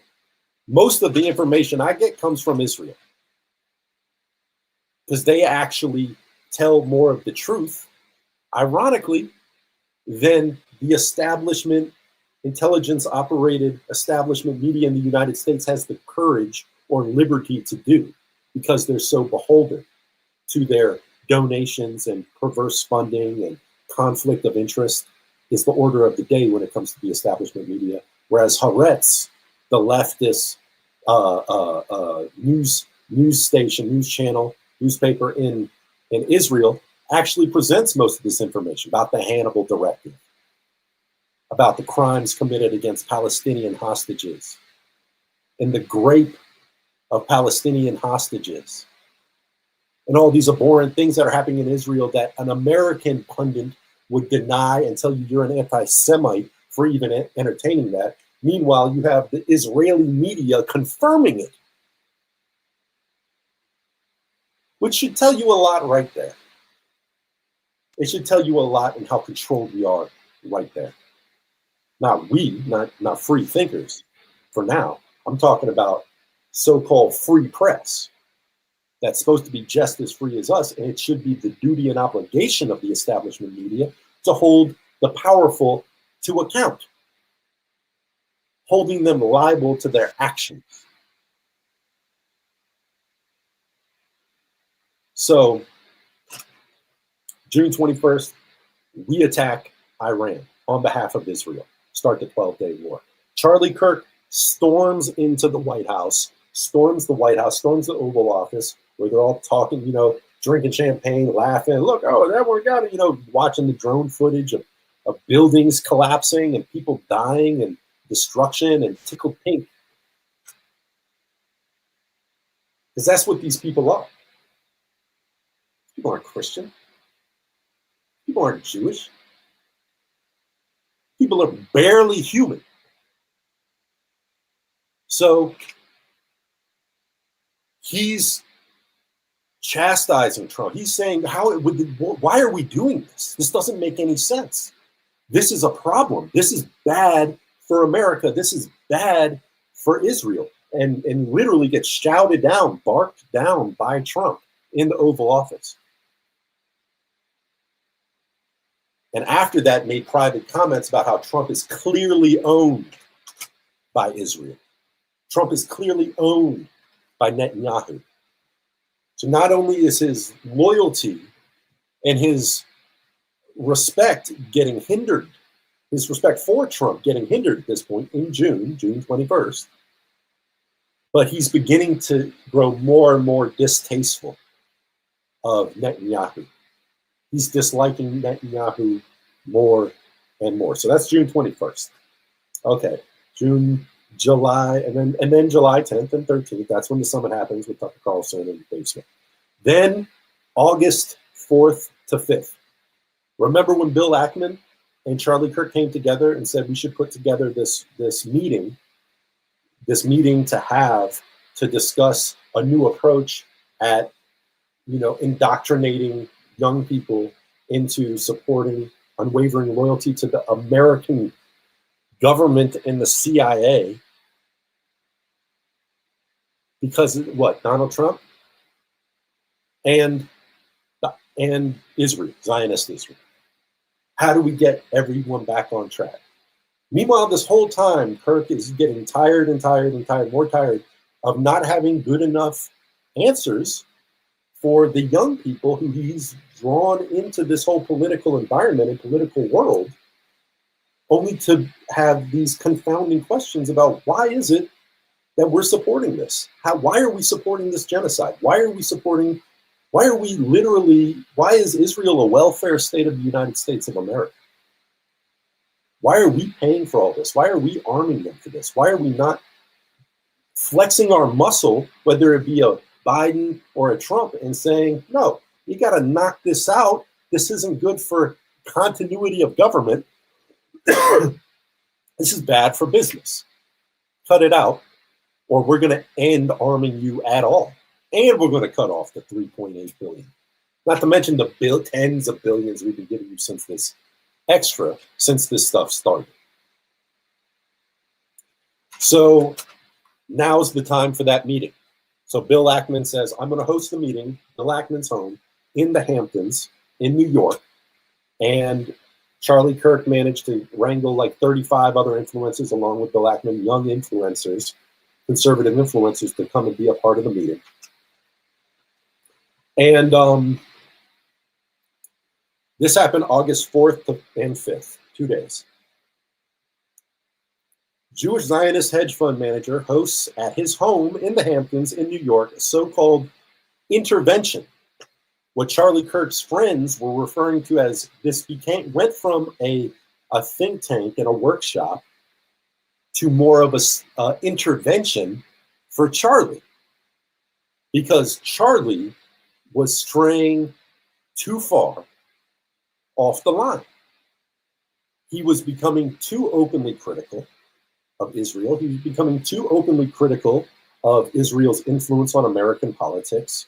He was becoming too openly, and not just critical himself, he's now platforming people who are exceptionally critical and invested far less in their loyalty towards financial donations of Zionist donors, like Tucker Carlson, like Dave Smith. And he's platforming heavy hitters who are wiping their little piddly little hopefuls right back into the trash can. So, so-called intervention with Charlie Kirk and roughly 35 other conservative influencers. At the meeting, Charlie is berated by other influencers and dressed down thoroughly by Bill Ackman, specifically for his growing public criticism of the suppression of the Epstein files. Zionist money and influence over American politics, and Israel's attempted suppression of free speech, and correlating that with poor PR for Israel's cause. Remember, Charlie loves Israel. Charlie's got a broken heart. He's in real time falling out of love with his allegiance for Israel. He's feeling duped. He's recognizing, because he was duped, He's recognizing now that he's on the wrong side of history. He's on the wrong side of morality, and he's on the wrong side of his Messiah, Christ Jesus, and the teachings of Christ Jesus. And he's suffering personally because of it. He's conflicted. So suppression of the release of Epstein files, Zionist money and influence over American politics, attempted suppression of free speech, and poor PR for Israel's cause, as well as platforming Israel critics Tucker Carlson, Dave Smith, Marjorie Taylor Greene, and his reblooming, because they've been old friends, but reblooming friendly relationship with Candace Owens, who in the time frame that's been leading up has become an outspoken critic of Israel. She was beginning to criticize Israel while she was still at the Daily Wire. And I know a lot of y'all got some reservations about Candace Owens. I was never a fan. I thought she was incredibly talented at being a shill for white supremacy. I thought she was a beautiful shill for white supremacist ideology and a great useful tool in manipulating young people into thinking that you can be a right-wing conservative without having to be racist, because here goes a black woman that says exactly what you want to hear and what you feel in your heart. And because there's one black person you agree with, you can absolve yourself of being considered a racist. So that's what I always looked at Candace Owens as. And she said stuff about black people and about black culture and about the black condition, some that I couldn't argue with, but felt was actually so unsympathetic and culturally insensitive, without painting any kind of explanation or rationalization or understanding as to how that situation came about. Once again, the rancid fruits of colonialism in the communities of the oppressed by the colonizer. So I always had a problem with Candace Owens, but I started paying attention to her when she started openly criticizing Israel and criticizing Netanyahu. And she had just had a kid, just had some kids, and was starting to have more of that motherly kind of like, how can you do this to children? How can you mass murder babies and think that it's a righteous act? You know, how is this okay? How is this acceptable? Meanwhile, she's being platformed by the Daily Wire, which is Ben Shapiro, Zionist, activist, intellectual, young, conservative, white American, Jewish, Republican Zionist, through and through, Hasbara propagandist through and through, never liked him, got sick to my stomach when I listened to him go on a Adderall-fueled diatribe about how everyone is exactly in the despicable situation they deserve to be, except for him and the rich white people who have earned their way in the world, and rah, and all this stuff. So, which was what, pulled him into an allegiance with Candace Owens, because they need these not so veiled, not so closeted white supremacists. They need token Negroes. They desperately need token Negroes to come in and play the role of Uncle Tom. They're really not Uncle Tom. When you check the book out, Uncle Tom actually was trying to, he was trying to be a hero in a sense, but Rastas or Chicken George, they need Candace Owens to be Aunt Jemima for them, so that they have a token black person to validate their racially insensitive, culturally insensitive, elitist, Eurocentric elitist perspective of absolving white Americans of any accountability for getting us to the place we are right now, for getting the world into a place we are right now, which is an antibiotic death cult, anti-life death cult for everybody. One world, everybody starves. Following the ways of a Ben Shapiro and even a Candace Owens in her more lesser informed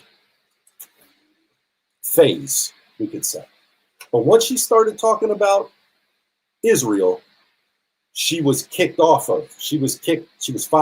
from the Daily Wire, and then went on to start her own program, her own platform, void of having any allegiance to their issues and ills, which is, dwarfs what the Daily Wire is doing. And she's almost had a baptism, not a Christian Baptist. She's a Christian too. That's one of her big attachments with Charlie Kirk. And her moral compass, she's usually gauging against Christianity. She's a Black Christian and Catholic, and she is, I guess, trying to adhere to certain tenets of Christianity. What a novel concept for a Christian that isn't actively mass murdering anyone who they can't extract resources out of. So Candace Owen leaves. She starts getting super critical on Netanyahu, super critical of Zionist Israel, super critical of the genocide, doubling down. No more Jewish donors, no more Zionist donors supporting her. So now she's snip. The marionette is now free to dance on their own. And boy, is she dancing. She's dancing. It ain't the Fiddler on the Roof. It ain't the Fiddler on the Truth. She is doing the hully gully on these caucasoids and their Zionist project on her show. At the same time that Charlie Kirk is having an issue with it because he's conflicted in his own heart. And he's starting to reevaluate his misplaced loyalties. And he's like, I've been loyal to this cause. And now I'm feeling, because Zionist donors, Christian and Jewish Zionist donors, money business donors who have an affinity for the Zionist project for non-religious reasons, we'll just call it that, all chastising him, all lambasting him, all dressing him down and talking about how he's questioning his character. Let's get into it.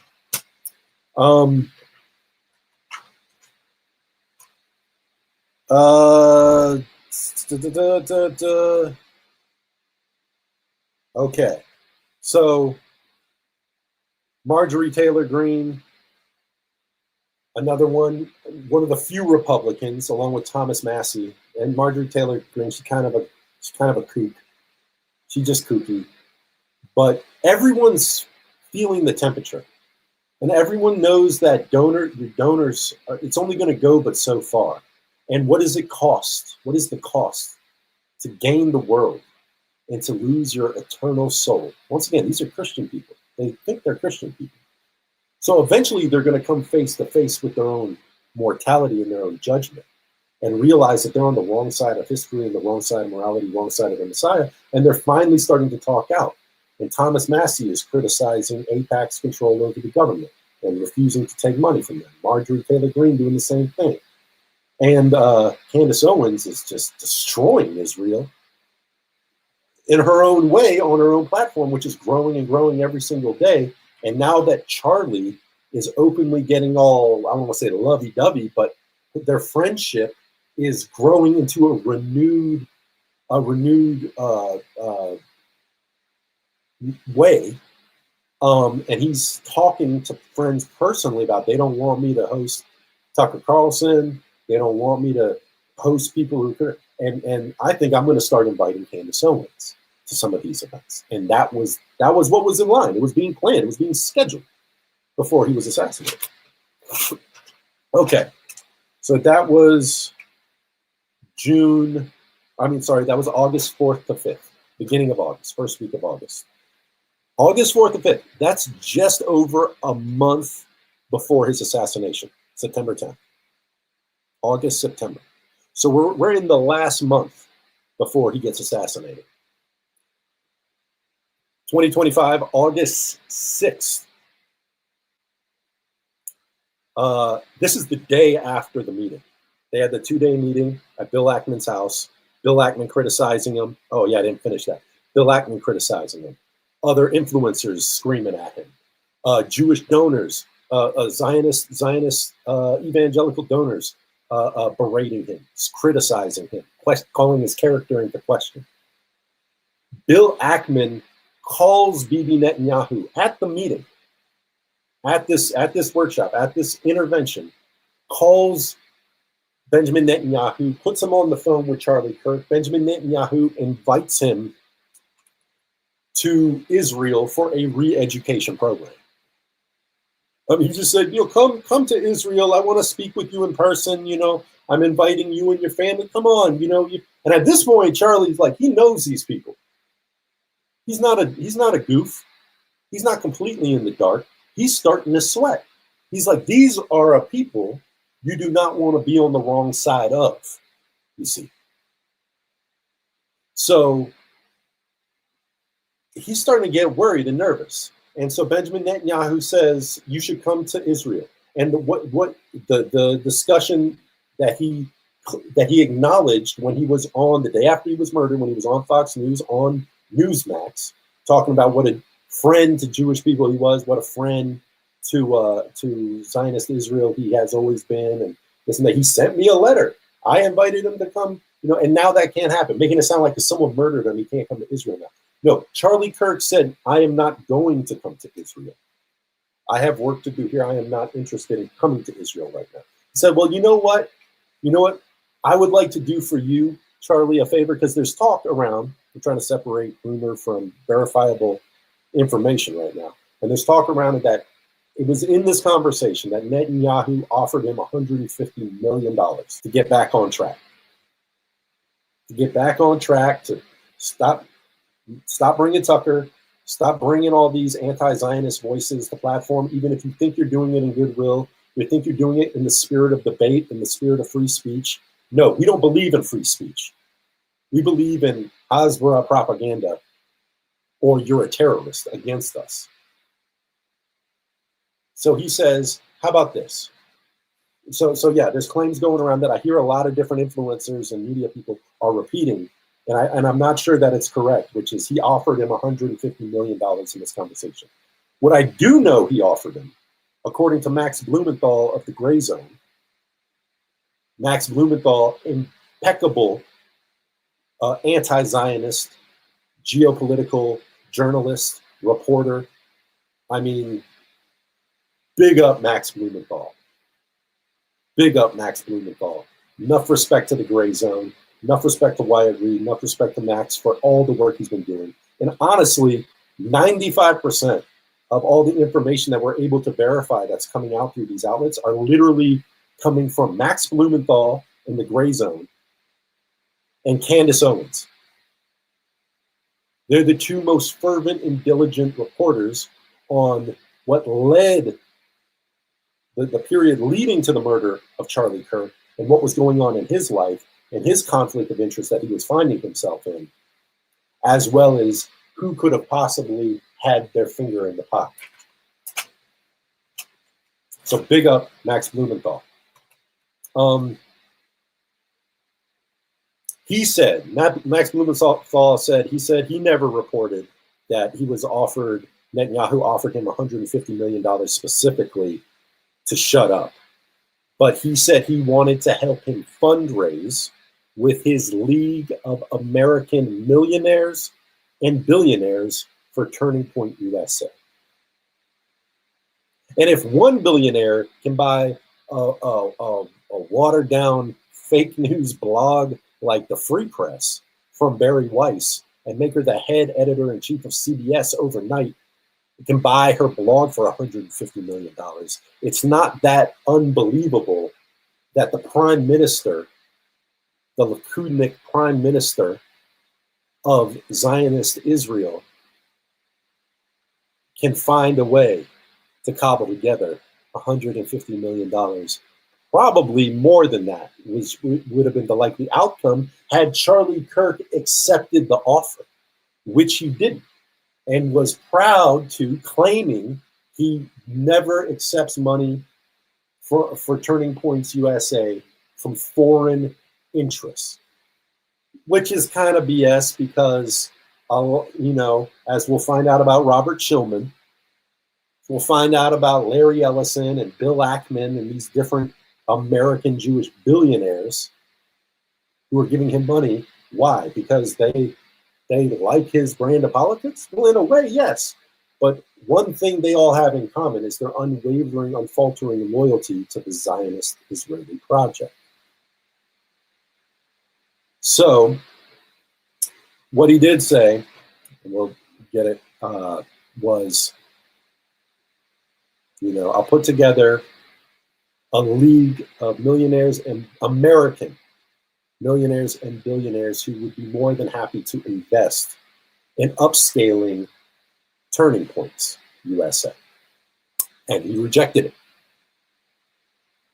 August 4th and 5th, August 5th, had a phone call with Bibi.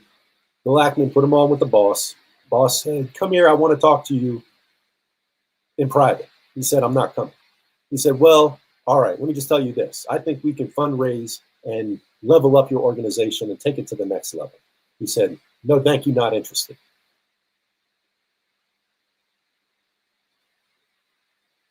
Well, them's fighting words. So August 6th comes up. This is the next day. This is the next day after the meeting. Charlie Kirk, on his final appearance in his life, on the Megyn Kelly show. Hold on one second.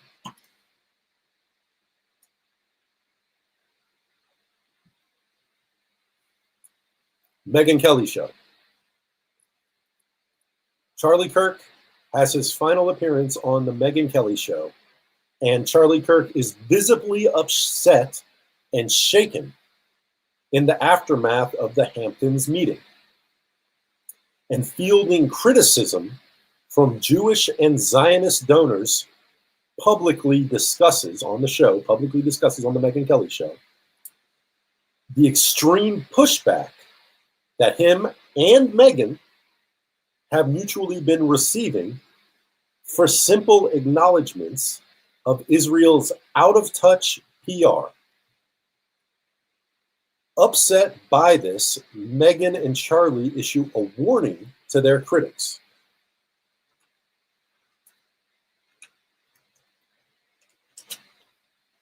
And the title of the show, so you can watch it, it's not very long. It's maybe about 15, 17 minutes long. The title is, quote, Megyn Kelly and Charlie Kirk push back against Israel supporters demanding their 100% Israel support, end quote. This is a video title from the Megyn Kelly show, August 6th. Megyn Kelly and Charlie Kirk push back against Israel supporters demanding their 100% Israel support. Now, I'm going to be honest.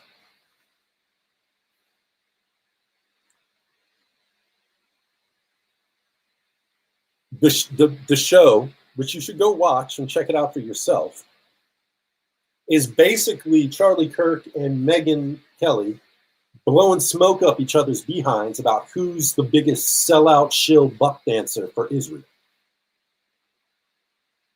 Who has done more tap dancing for Zionist Israel?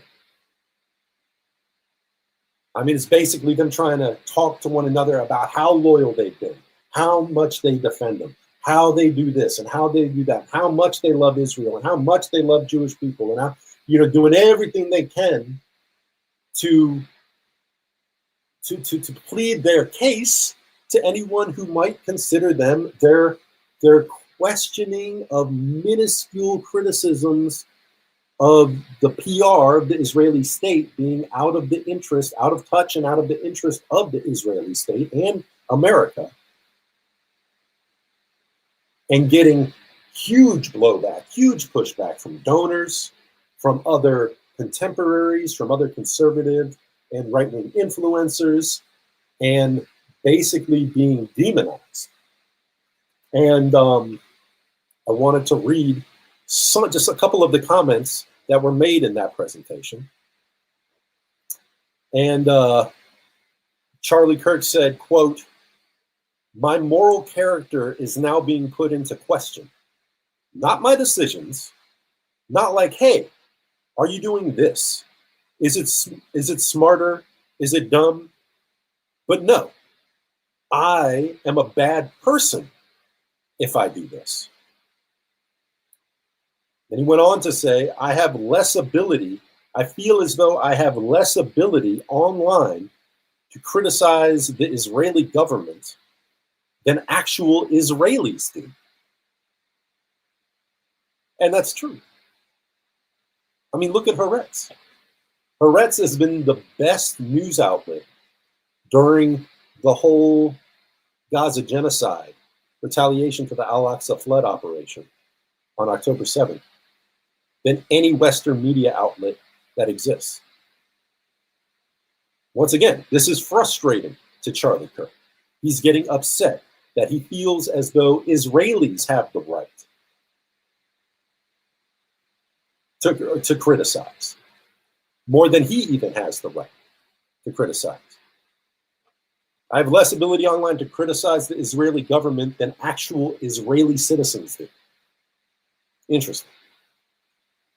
Quote, and this was his issuing a kind of a warning. Both him and Meghan, they must have took a couple shots of some tough juice or something, because they went in there and I guess they were trying to go toe to toe with the number one political murderers of the world. What were they thinking?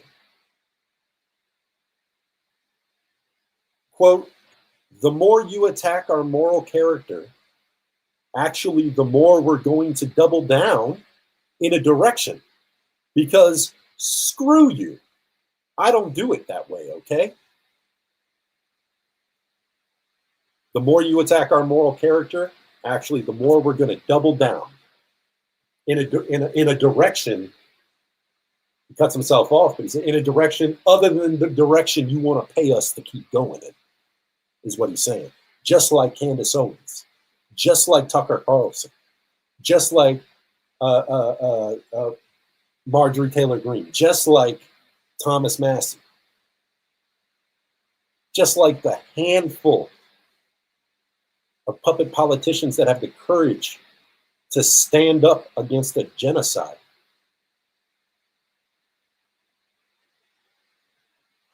I want to take a moment to remember Aaron Bushnell. Aaron Bushnell was the service member, the American service member, who stood in front of the Israeli embassy a year or so ago and self-immolated, lit himself on fire in protest to what was going on in Israel, in Gaza, in Palestine. He burned himself alive in protest. Now, I'm not belittling your frog suit or your giraffe suit or, your tricycle with all the speakers on it, playing whatever anti-war anthems seem like it'll really rock the party. But Aaron Bushnell's last message to his family, to America, and to his government that he served with his life until he chose to extinguish his life in a moment of protest.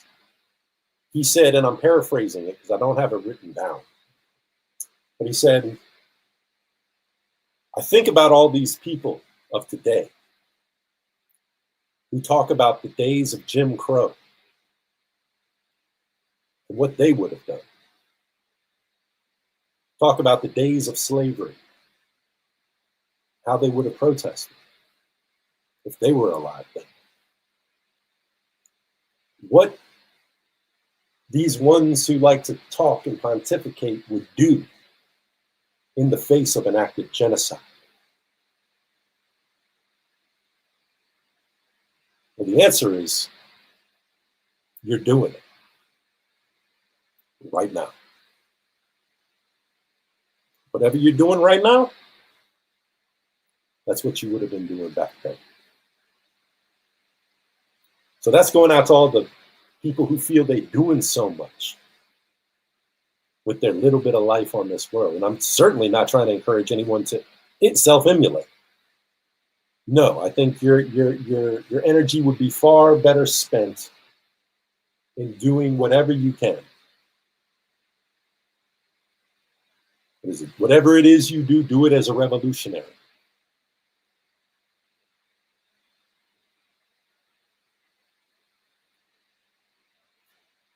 So anyway, where are we at? August 6th. So yeah, that was the day after the Hamptons meeting. He goes on, eats a bunch of Wheaties, drinks a couple Gatorade, and gets on there with Megyn Kelly and really starts digging his own grave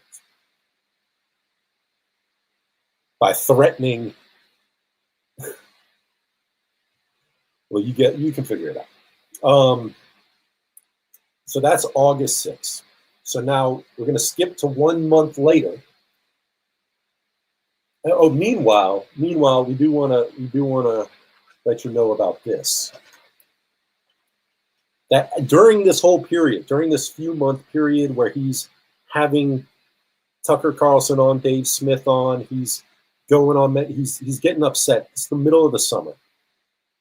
InfoWars reporter, InfoWars, Alex Jones. Well, anyway, InfoWars reporter Harrison Smith informs us in the middle of the summer that in the summer of 2025, midsummer, quote, I'm not going to name names, but I was told by someone close to Charlie, I'm not going to name names, but I was told by someone close to Charlie Kirk that Charlie Kirk, I'm sorry, start it again.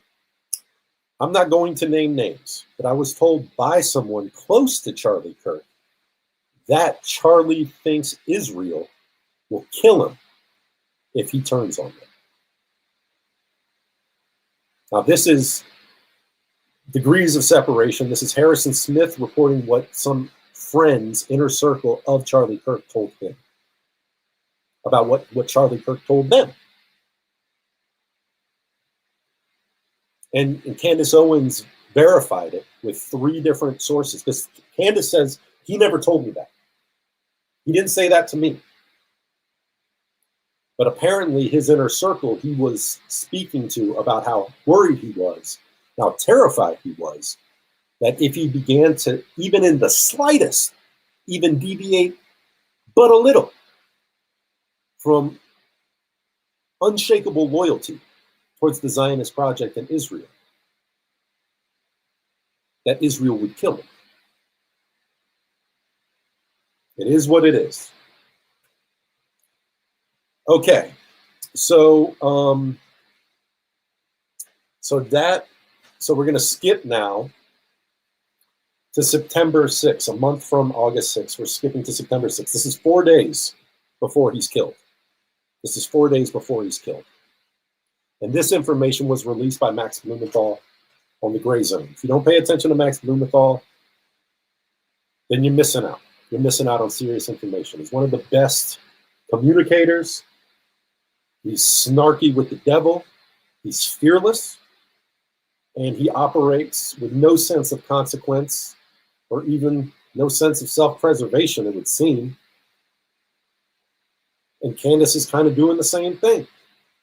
So for that, I admire both of them. I agree. I can identify and relate to Max Blumenthal's ideological perspective of reality and politics and society and geopolitics way more than I can relate with a lot of like Candace Owens's body of work up until like the Israel stuff. But I admire and honor both of them for their selfless sacrifice. Because whatever you would do in the face of a Holocaust, you're doing it right now. So September 6th, 4 days before his assassination, Jewish American billionaire, reported by Max Blumenthal, and it's all been verified now. Jewish American billionaire political donor, American businessman, Robert Shillman. Now, Robert Shillman isn't just any donate. Robert Shillman, Charlie Kirk saw as a father figure or a mentor. He worked with Charlie from the beginning, from the time he's like 19, 20 years old, building Turning Points USA. He's one of their biggest donors and one of their few actual Jewish donors. Robert Shillman. September 6th, Jewish American billionaire political donor announces at an American Freedom Alliance, an American anti-jihadist, anti-Islam, pro-Zionist cutout, pro-Israel cutout in America, claiming to be non-political, non-denominational. American Freedom Alliance was having, I believe it was a dinner. It might have just been a conference, but it was on September 6th. Robert Shillman was there, and he announced, not privately to a couple people, he announced to everyone that he has officially withdrawn all support, financial support, and just all support from Charlie Kirk and Turning Point USA, and will instead invest his donations to the AFA instead. So he made it public, extremely public, that he will be withdrawing all his financial support. He was about to get a bus or a plaque or a bus built for him in tribute and honor to him at the Turning Point USA headquarters, because he's been such a steadfast supporter and donor and investor in Turning Point USA through the whole length of the organization's history, up until September 6th, when he announced it at the AFA conference, American Freedom Alliance. So 2 days after September 6th is September 8th. This is 2 days before the assassination. Charlie Kirk is in a text thread with his inner circle of Turning Points. This text thread was leaked to Candace Owens. Candace Owens released it publicly, and it's been verified by Andrew Colvett. Andrew Colvett was Charlie Kirk's right hand at the Turning Points USA organization, and was the one who filled in the absence of Charlie Kirk after his assassination. Now, I've heard that Erica Kirk is now going to be made head CEO of Turning Point USA, the $80 million organization that Charlie Kirk built. Erica Kirk, his wife, is now stepping in to be the head of it. I don't know if that means that Andrew Colvett is going to have his same role, or if he's going to be the Charlie Kirk role and Erica's just going to be the CEO of the organization, kind of more behind the scenes. But as we've seen, she has now replaced Charlie Kirk on his show, on his podcast that he did for Turning Points. And people filled in. Megyn Kelly filled in. I believe Ben Shapiro filled in. I know he filled in on the rest of the tour, on some of the tour after he was assassinated, which is very questionable. But either way, Erica Kirk is now doing the Turning Point show and being named head CEO of Turning Point USA. Charlie Kirk's wife, widow. Okay, so this is the text thread, 2 days, 48 hours before Charlie Kirk was assassinated, with his inner circle, including a number of Jewish donors, evangelists, which is Zionist donors as well, and a rabbi who was part of the council within the group.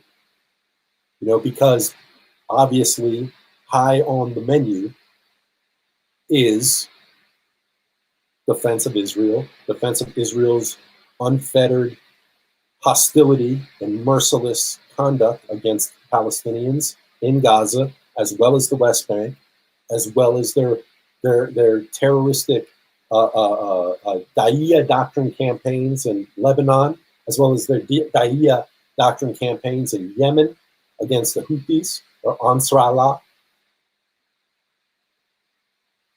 Iran, blowing up negotiators in Baghdad, the most cowardly stuff you could do. You fool people into needing to negotiate peace in a region, pleading for peace, putting their white flag in the air to go so they can negotiate a peace arrangement, and then we bomb them. I say we because it's Israel and the United States. And Trump seems to have no qualms about that. So,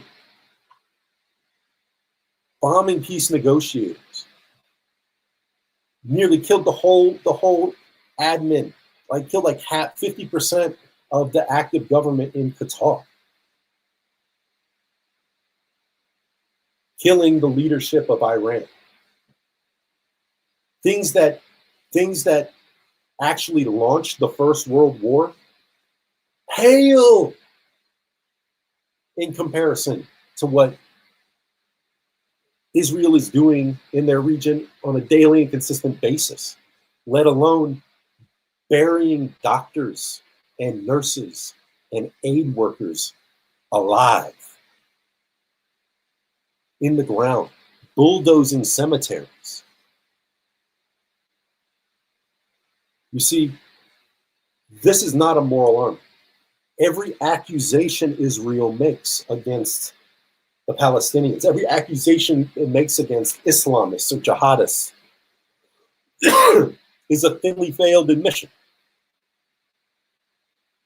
It's a thinly veiled confession of what it is they do. Every claim that they immediately launched into at the beginning of the siege on Gaza, the 40 beheaded babies claim, was false, was conjured up by Yossi Landau of the Zaka organization. Zaka organization is an emergency recovery organization that recovers at accidents, traffic accidents, war accidents, recovers body parts, recovers the carcasses. Why? Because skin donations, skin graft donations, organ harvesting.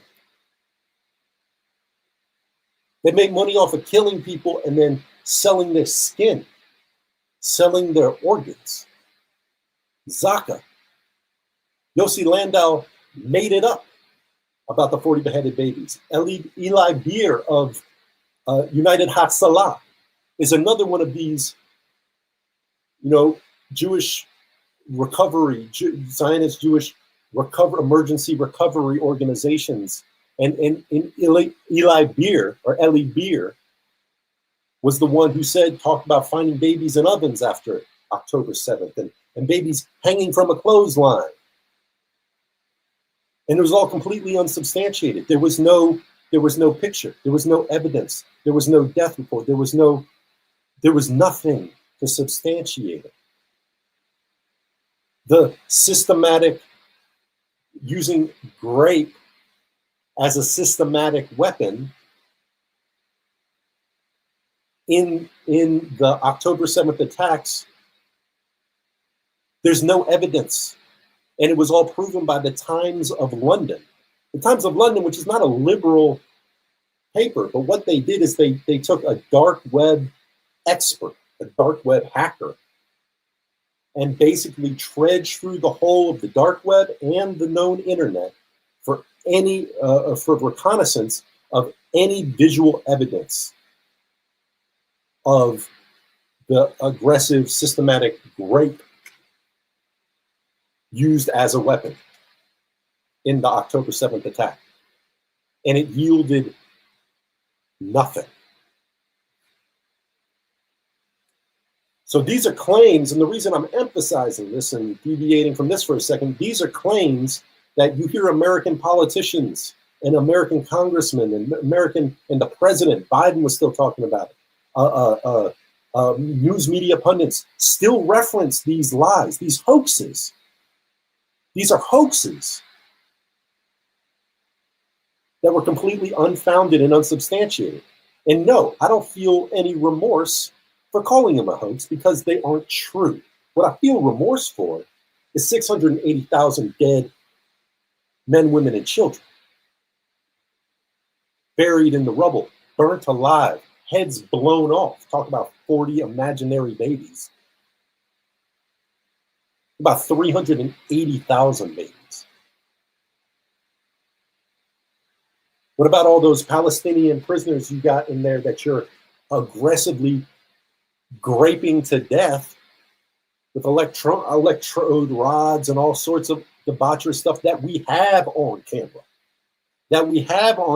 And when criticism was labeled against it, you had seas of settlers protesting the criminalization of the activity, holding the perpetrators accountable for violently raping and deleting prisoners. And once they were being forced to like hold someone accountable, we need to have some kind of sacrificial lamb in this. You had settlers protesting and advocating for their right to do it. So yeah, no love for the other side. There's no benevolent God in the world that has space in its heart for that type of activity. So when you tell a lie, you are not only a liar, but the father of the lie. You are not of the same father. You are of your father, the devil, and the works of your father you shall do. Those who call themselves Jews and are not, but are of the synagogue of Satan. Okay, so we're getting to the text. 2 days, 48 hours before the assassination. He's on a text thread with the inner circle of turning points, specific donors, as well as a rabbi. And Charlie Kirk says this: just lost another huge Jewish donor. Talking about Robert Shillman. Remember, 2 days before, Robert Shillman announced to the whole AFA that he was withdrawing his support from it, and told them, don't build me a bust, don't build me a plaque. I don't want nothing to do with whatever it is you're choosing to do now. Once again, you deviate from the line just a little bit, and now you're the enemy. You're the anti-Semite. You're the terrorist. You're the one trying to genocide them. You're the one trying to pogrom them.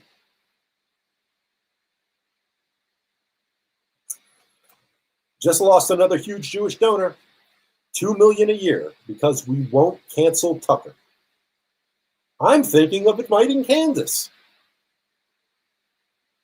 And then in there, I didn't write it down, but in there, someone's like, there's a couple people like, no, don't invite Candace. It might be okay at first, but it's going to be a liability. And then he went on to say, Charlie Kirk, Jewish donors play into all the stereotypes. I cannot and will not be bullied. I cannot and will not be bullied like this. Leaving me, Charlie Kirk, leaving me no choice but to leave the pro-Israel cause. That's from Charlie Kirk. That's been verified by his right hand. He's been on damage control. Andrew Colvin has been on damage control. He's the one who said he talked to the surgeon, and the surgeon said, oh, he's got bones of steel. He's the man of steel. I found the bullet right under his skin, and it didn't blow. It shattered in his body and didn't even blow out his back. And I found fragments of the thing. And first he said he found the bullet right under his skin. Then he's saying he found fragments of it by his back, but there was no exit wound. So Andrew Colvin is running around on some damage control. He also went on to say that the conduct of Bill Ackman at the Hamptons meeting, it wasn't as bad as Charlie Kirk made it out to be. It wasn't as bad as Charlie Kirk's friends made it out to be, and certain people that he was really tight with made it out to be. He was doing damage control for Bill Ackman because he's still alive. So Jewish donors play into all the stereotypes. I cannot and will not be bullied like this, leaving me no choice but to leave the pro-Israel cause.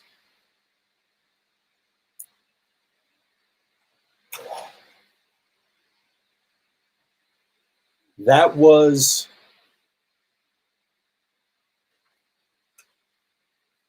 That was 2 days before the assassination. And according to Candace Owens, not told to him, but the day before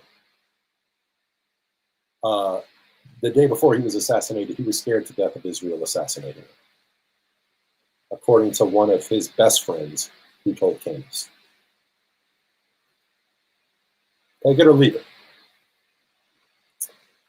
And then, you know, September 10th comes around. He's doing his lecture. He's answering a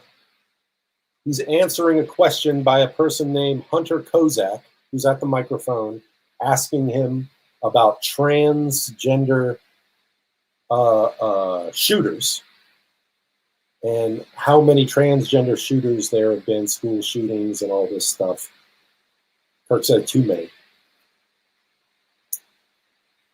You see, when you watch the video, you see his security around him. Schaeffer Security Group, Shaffer, Zionist Israeli security around him, who he actually stopped using 2 months before. I wonder why. Considering we just cataloged the last couple of months leading up to this point as him being in a very tumultuous, uncomfortable, conflicted place in his life. He didn't have them for 2 months. But all of a sudden, this gig comes around and their services are offered up. And for whatever reason, he takes them on as his security team. Now, I wish I had the videos queued up, but I don't. And I'm sure you've seen them all 100 times and seen 100 people come to 100 different conclusions as to what happens in them. The things I noticed that were most interesting was the signaling and gesturing by the guy with the white hat, who does this with he does this with his hat. He's holding the phone. He's to Charlie Kirk's right, just behind him. He's holding the phone on Charlie. He does this with his hat. He pulls on his ear. And then just after doing that, the big guy with the dark shirt on, right behind Charlie Kirk, sunglasses, dark shirt, Schaeffer Security, does kind of a move. I'm going to go to my side. Does kind of a move where he puts his arm out, and then hits his arm here. Now, if I was in the military, I might know what these things mean. I've seen people talking about it. I've seen people in the military talking about it. I mean, sniper alert, and get ready, this and that. I don't know. I'm not going to pretend like I do know. I just saw some really unnatural movements at a moment that preceded a very chaotic moment. Guy does like this, tugs at his ear. Guy puts his arm out, touches his arm right here, and then gunshot. And you know what happened after that. Open wounds, blood pouring out of his neck, chaos. Now, what you see from the other angle, other than looking at them at the same time, after they do their gestures, there's a guy who's been identified as Rick Cutler, who, Baba, if you want to start queuing up the video called "Who is Rick Cutler," we could probably get that going. But Rick Cutler, who's part of the security team as well, And I was going to read you all his credentials, but I'd rather this guy who did all the research and has it all spelled out. I'd rather just show the little quick video. It'll be about 5 minutes. It's an 8-minute video, Baba. But if like, you know, I'll wave at you when we can cut it. We don't have to watch the whole thing. We can just like watch the first half of it, and I'll just wave, and we can cut it and come back. But Rick Cutler, yeah. So this is going to discuss who Rick Cutler is, what his credentials are. It probably won't explain why he's sitting just to the left of the railing to Charlie Kirk's, on Charlie Kirk's left-hand side. He's sitting there, and he does a move where he tugs on his sleeve right as the gunshot goes off. And actually, he's right in line with where the wound in his neck opens. Now, I've seen all sorts of theories before we start the video. I've seen all sorts of theories about palm guns, cell phone guns, smartphone guns, the lavalier microphone, the microphone that, you know, has its box under his shirt that has a little black dot, which was another thing that was very strange when he was shot. It seems as though the mic moved, like the mic just kind of, his shirt popped up, the microphone itself moved over to his neck. And some people are saying that that was a weaponized device, just like the pagers in Israel that were all set to blow up and killed a bunch of people in Lebanon. But I don't know. I don't know. I think it looks very strange. I think the only way that would have happened, one, if it was a 30-06 rifle shell that hit him from 142 yards, which is what they're claiming. We haven't even gotten to the story that they're giving, but they're claiming that Tyler James Robinson was perched on a building that was decommissioned, that wasn't being used, called the LOSEE, L-O-S-E-E building. And he was up there, and from 142 yards away, he nailed him right in the neck. And people that are hunters, and I'm not, people that are in the military, and I'm not, have said that if he was shot in the neck from 142 yards, it would have either ripped half of his neck off, blood everywhere, or it would have taken his head clean off. It's that powerful. Even if they used modified rounds that had half the gunpowder in it, there's no way what you would end up with is a little entry hole with no exit room, with a 30-06 shell just under the skin from 142 yards away. That would be impossible. Now, if someone was standing just to his left with some sort of weaponized device, a palm gun, a phone gun, or some kind of like holding something down here and triggering it with here, I don't know. It looks strange, and the fact that he doesn't react in the same way everyone else reacts in the midst of it, and some of the angles cut off it, it does look very suspicious. And there's a lot of armchair social media journalists out there, like myself, who seem to think, like, beyond much of a shadow of a doubt, this is the true assassin. Rick Cutler is the true assassin of Charlie Kirk, not Tyler James Robinson. He was a patsy. He's the one they're being used to brush it all under the rug. He's the one that's being used to fuel the culture war, to take your eyes off the donkey, and to not have any less of a trusting faith in Israel, less than a trusting faith of the deep state of the United States of America, CIA, Homeland Security, our intelligence agencies, and the international terrorism industrial complex. So, once again, we're neither here to to confirm or deny any of the claims made by any of these people. Certainly this person, I believe his name is Jesse Dalba. Jesse Dalba, give credit where credit is due. Jesse Dalba made this video. I'm surprised it's still up.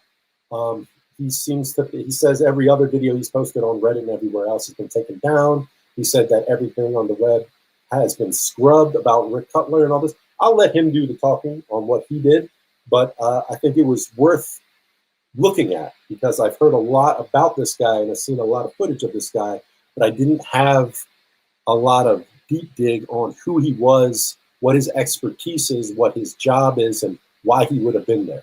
So let's find out from Jesse Dalba what it is. And when we get far enough in the video, because he gets on his bike and starts riding around and giving his thoughts on what he thinks. He's talking about the gag order that was just imposed by the judge on everyone surrounding this case. Even Candace Owens now has a gag order, which apparently a lot of people are now going to be forced to break, to violate, in order to keep investigating who and what actually killed Charlie Kirk. So, but once we get far enough in the video, I'll just do like this and we can come back to wrap this up. Believe I'm filming this video right now. I wasn't going to make this video, but it turns out that Candace Owens has a gag order and can't speak at all. And I got banned on Reddit again yesterday because I posted this conspiracy theory about Charlie on Reddit. His name's Rick Cutler. He is a retired police officer and an expert on special weapons and how to fake events. He is head of military training in Guatemala and is contracted with the U.S. government. What are the odds that the guy that appears to shoot Charlie Kirk is also ex-Israeli military? And what are the odds when I go to talk about this on the internet, it all gets taken down? What are the odds that all of Rick Cutler's social media posts are being taken down from the internet right now? And if I don't make a video about this, it's going to be gone forever. There's no telling what Candace Owens is doing in the background right now. Nick Fuentes thinks that this is all BS.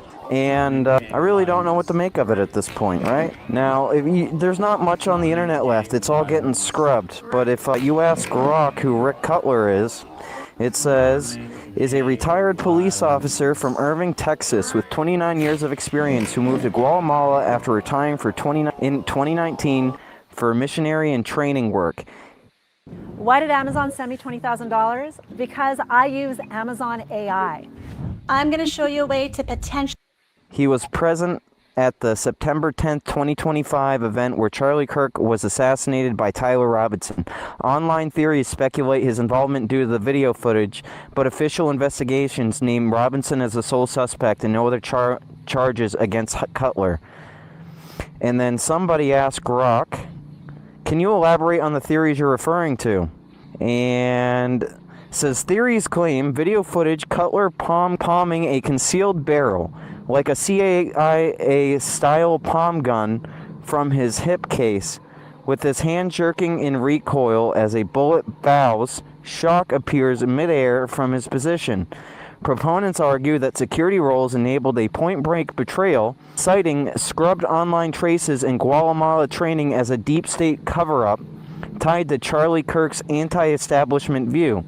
Yet, official ballistics attribute the fatal wound to Tyler Robinson's distant rifle shot with a .30-06, by the way, which would have incinerated Charlie, dismissing Cutler as a bystander with no forensics links or charges. And everything is getting scrubbed right now, guys. I posted this video on Reddit. It gets me banned. Candace Owens can't speak, and Nick doesn't believe any of the conspiracies. And nobody's talking about this, so that's why we're doing this today. What I will say is when you start talking about like this stuff on the internet, you can disappear overnight. For the people that know, but I'm not doing myself any favors by doing this video here. Ah, dang, almost fell on a rock. But there's not much information that's come out besides he's ex-headed training in Guatemala and a weapons expert in special weapons and CIA style, all that fun stuff.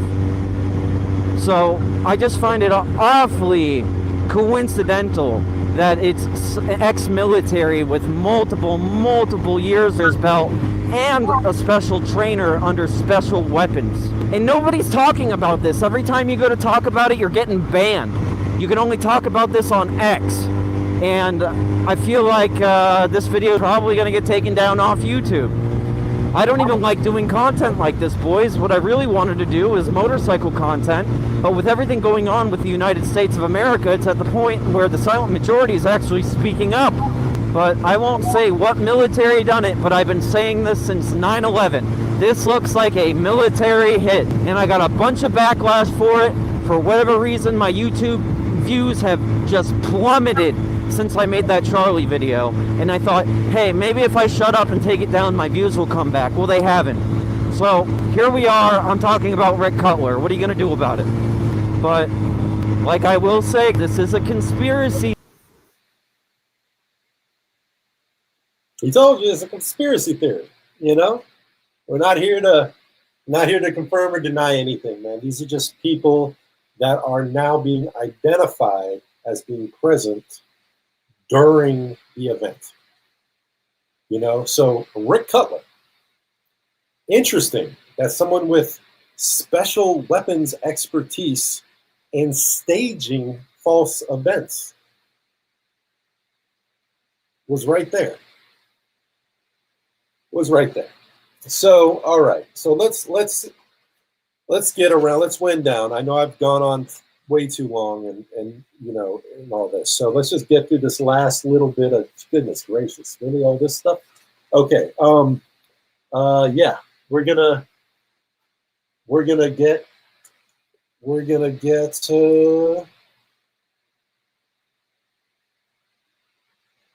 through this part. Okay. So September 10th, Charlie Kirk gets assassinated. Supposedly. Now we're going to start dredging through the theories, because this is what's going on now. After something like this happens, everyone tries to rationalize what happened to make sense out of it. And a lot of times it doesn't make a lot of sense, and a lot of times the sense it makes isn't good enough for people to accept that someone was killed or murdered over whatever reason, and we need to find more meaning and more specific purpose in why this happened. I hope something that we've talked about has kind of like at least illustrated, at least colored in some of one possible theory. But when he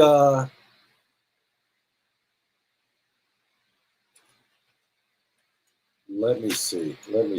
All right. So, all right, here we go. September 10th.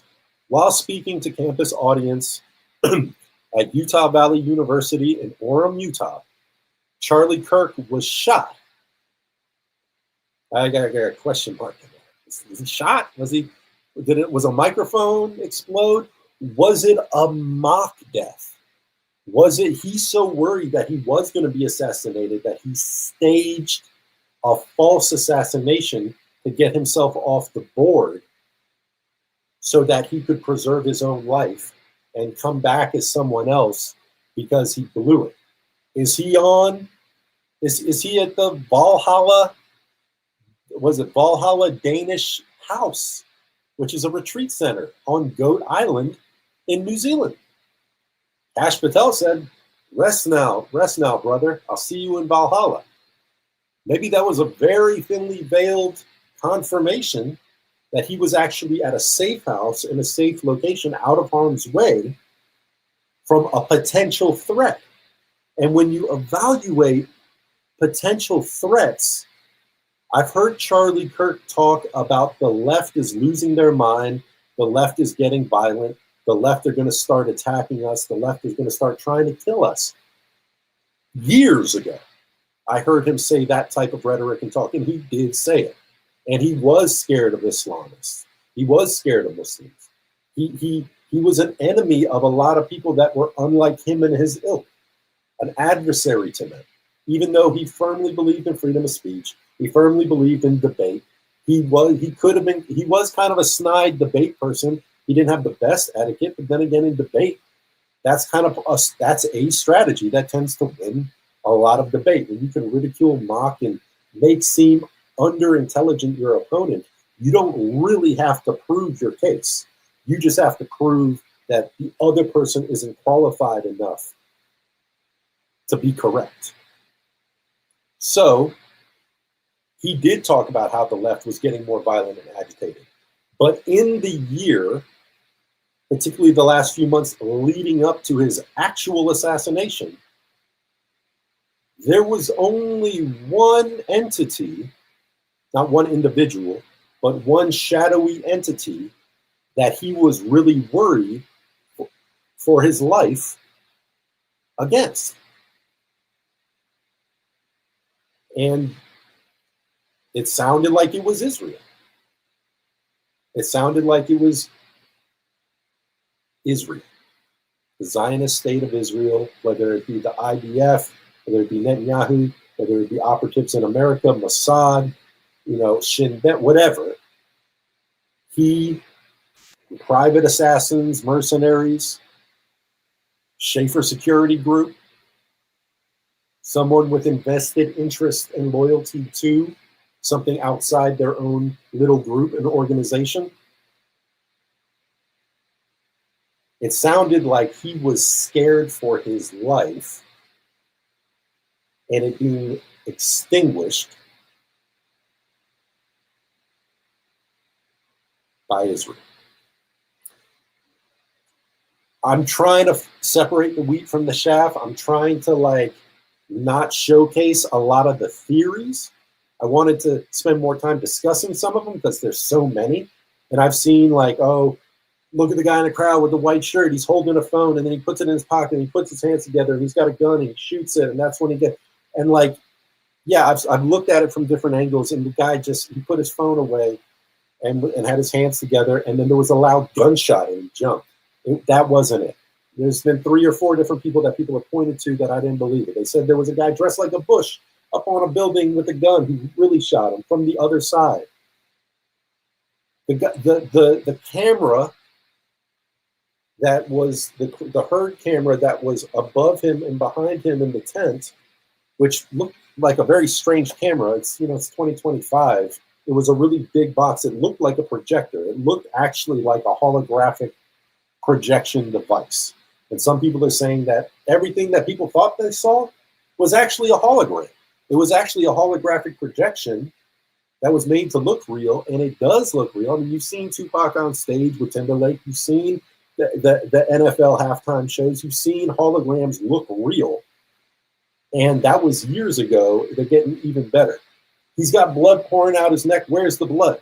Where's all the people that were around him helping him? How come they're not covered in blood? How come they don't have blood on their shoes? How come they don't have... Now, I'm not saying that's what happened.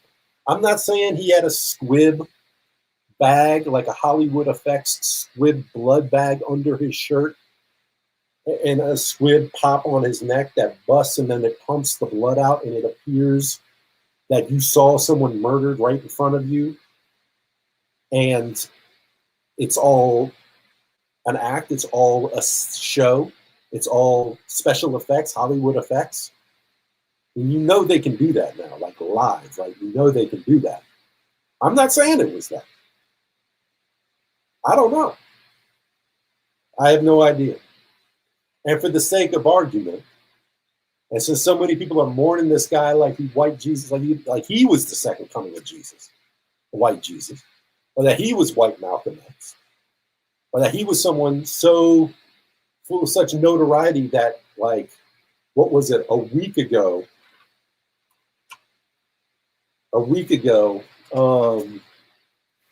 this is what I'm looking for. All right. While speaking on the campus audience, Utah Valley University in Orem, Utah, Charlie Kirk was shot. He was then rushed immediately to Timpanogos Regional Hospital. Now, apparently there's a closer hospital. There was a closer hospital with a trauma center. He was not taken there.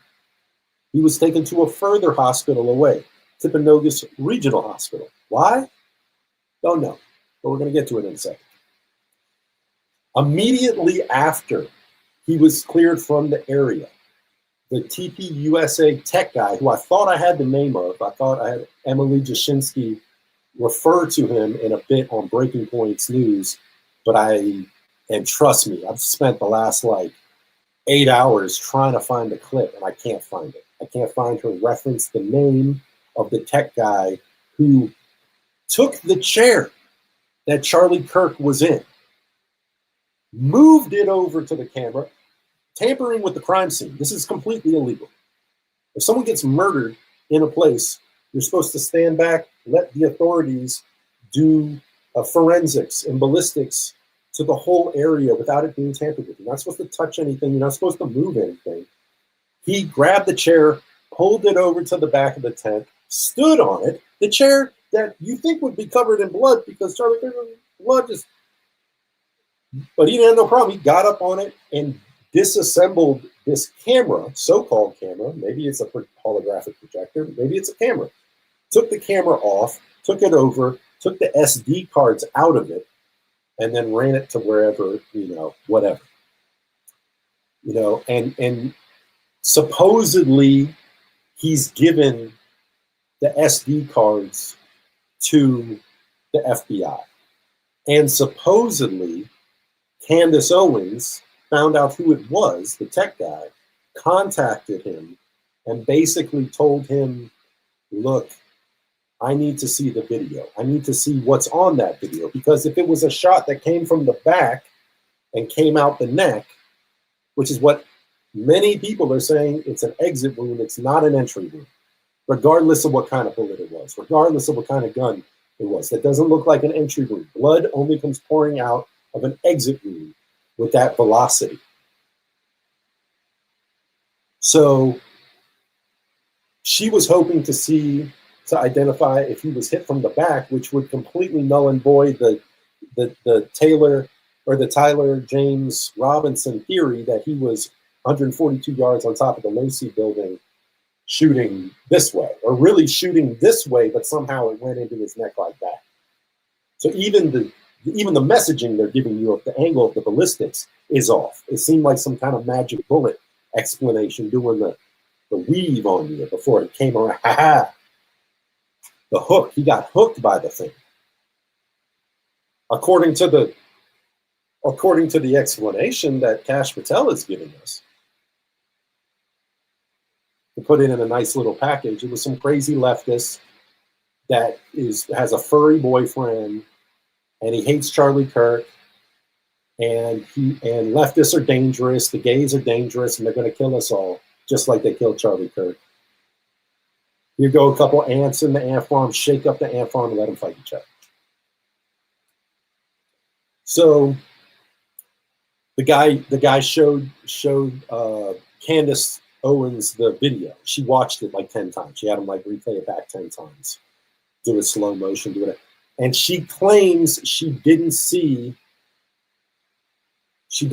blood go in. She didn't see anything gory hit him from behind. Didn't see a shot from behind. And there's still people saying that it might have been from his head and come down here. It might have been like it hit his hairline, so you just couldn't see it. And because it was the entry from the back, it didn't pour blood out. I don't know. But Candace claims, one of the only 2 or 3 or 4 people that are vigorously investigating what could have possibly happened to Charlie and why, claims that the video she saw had no entry from the back. So that is what it is. Goes to the Timpanogos Regional Hospital, deals with this surgeon. The surgeon deals with him, is pronounced dead. No death certificate is issued. He is pronounced dead by the surgeon. No autopsy done. I still don't know that that's true. And the only reasoning I can give you is because ChatGPT, Grok, all these other AI generators, I'm asking them all questions. Was there not an autopsy done on Charlie Kirk's body? And they're saying autopsies were done. It's just misinformation because he was pronounced dead by someone who wasn't the medical examiner. So He wasn't rushed. He was pronounced dead at the hospital. He wasn't rushed anywhere for an autopsy to be done. It doesn't make any sense. Biggest political assassination in modern history in front of thousands of people, really millions of people worldwide, online. And he's pronounced dead and there's no autopsy? Now, if it's being kept secret, if it's being kept by the FBI and the special investigator for the investigation specifically to be revealed and released at the court date, and they've been really good about nothing leaking, okay. But I find it real hard to believe that there was no autopsy done. And if there was no autopsy done, then that's almost dead to rights, psyop, false flag, manufactured by intelligence. And intelligence is political assassination, premeditated, collusion with the professionals here and there for everyone to turn a blind eye and a deaf ear and to stand down on getting to the bottom of anything other than Kirk's body getting to the bottom of a grave so that we can cover him up real quickly and everyone can go on to pledge an allegiance to the United Snakes of Israel and the United Snakes intelligence terrorist industry. I don't know. But to Benegos Regional Hospital, and then we're going to get through this real quick. September 11th, the murder ritual day of September 11th, is the day after Netanyahu, as well as Netanyahu and Donald Trump, simultaneously release an acknowledgement of the murder of Charlie Kirk. Charlie Kirk has been assassinated to the minute, the same minute. I don't have it written down on here, but the Twitter of Netanyahu and the Twitter of Trump, they announced it from Israel and from DC at the same minute. And it was before any news media was confirmed that he had actually died. So that's interesting. And then not much time goes by at all. September 11th, Netanyahu appears on Fox News and Newsmax, the right-wing establishment media, Fox News and Newsmax on September 11th, in his Proclamation of Innocence tour, which is what I'm calling it. And at this point, he's already done like 6 or 7 salutations and tributes to Charlie Kirk via Twitter and all this stuff and everything. But he's trying to get ahead of this thing. Netanyahu appears on Fox News and Newsmax to proclaim his and Israel's innocence in the Charlie Kirk murder. I mean, that's strange, isn't it? I mean, isn't it just, that's just kind of strange.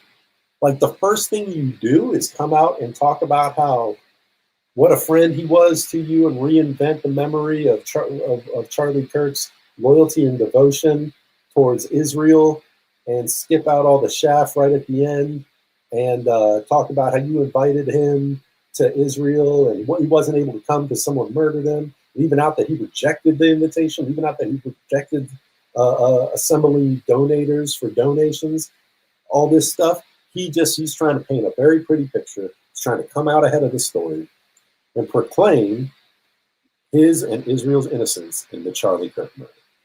This is like the day after. September 12th, 33 hours. Now, I know a lot of people, they're into numerology. They're into like all the connections and correlations and all that. And, hey, great, So anyway, that 33 number, some say that's the master number, some say that's the master mason number, 33 1/3 degree. 33 1/3 rotations to get the record to go right back around. And September 12th, Tyler Robinson family at the direction of okay, so here we go. What the media was telling us is that Well, Kash Patel of the FBI claimed that we did a good job, the FBI. We got our man. It only took 33 hours and we got our guy. When the reality is, what the media was telling us was that Tyler Robinson turned himself in. Tyler Robinson came to the police station, or that his father turned him in, which is what was being told, that Tyler Robinson's father and mother knew it was him and brought him to the police station to confess, where he was then accosted. Then he was taken in, into custody. What actually happened was Tyler Robinson's family, at the direction of his father's friend, former Deputy Mike Mitchell. Former Deputy Mike Mitchell. It's a detective that was friends with Tyler James Robinson's father and supposedly saw the video of the suspect lurking around from the UVU stuff. The guy in the black hat, the guy with the sunglasses and the black shirt and like the jeans, skinny jeans, who they said was Tyler Robinson, and who former Deputy Mike Mitchell identified as the son of family friends of his, Tyler James Robinson, and went and basically coerced his family, coerced his father and his mother into bringing him to turn him in, to turn him over to law enforcement because of the threat of the SWAT team and the FBI and the police and sheriff all storming in on the house, raiding the house and killing more people and shooting more people up. And the threat of risk of that happening convinced his parents and himself, Tyler Robinson, that whether you did it or not, kid, they think you did it. And they are coming. They are on their way. And it was actually Mike Mitchell who called Sheriff Nate Brooksby. Sheriff Nate Brooksby, and called him and told him that he knew Tyler Robinson was the one that did it, and that he was going to get his parents to bring him into custody. So it sounds like, and Tyler was taken into custody. Also, Tyler, what wasn't talked about on the media and what wasn't referred to in any way by the FBI or Kash Patel or anyone, was that his family, his mother and father, when they were shown the picture that convinced Mike Mitchell that Tyler Robinson was the perp, was the suspect, when they saw the picture of the guy in the black shirt and the black glasses and the black hat, they said, that's not Tyler. It doesn't even look like Tyler, like in the chin. Like Tyler's got a really pronounced broad chin and this guy's got a narrow chin. And like Tyler's nose is wider and this guy's got like a narrow, long nose. Like they identified the person in the perp in the video, who we don't know if that person was a shooter or not. They claim that that's the person that leapt off the top of the building, a 14-foot building, climbed up there, changed clothes, assembled a World War I 98 Mauser rifle that was broken, that was in two pieces. They claimed they found the screwdriver on the roof. They said, we got the screwdriver and some shells for the Mauser.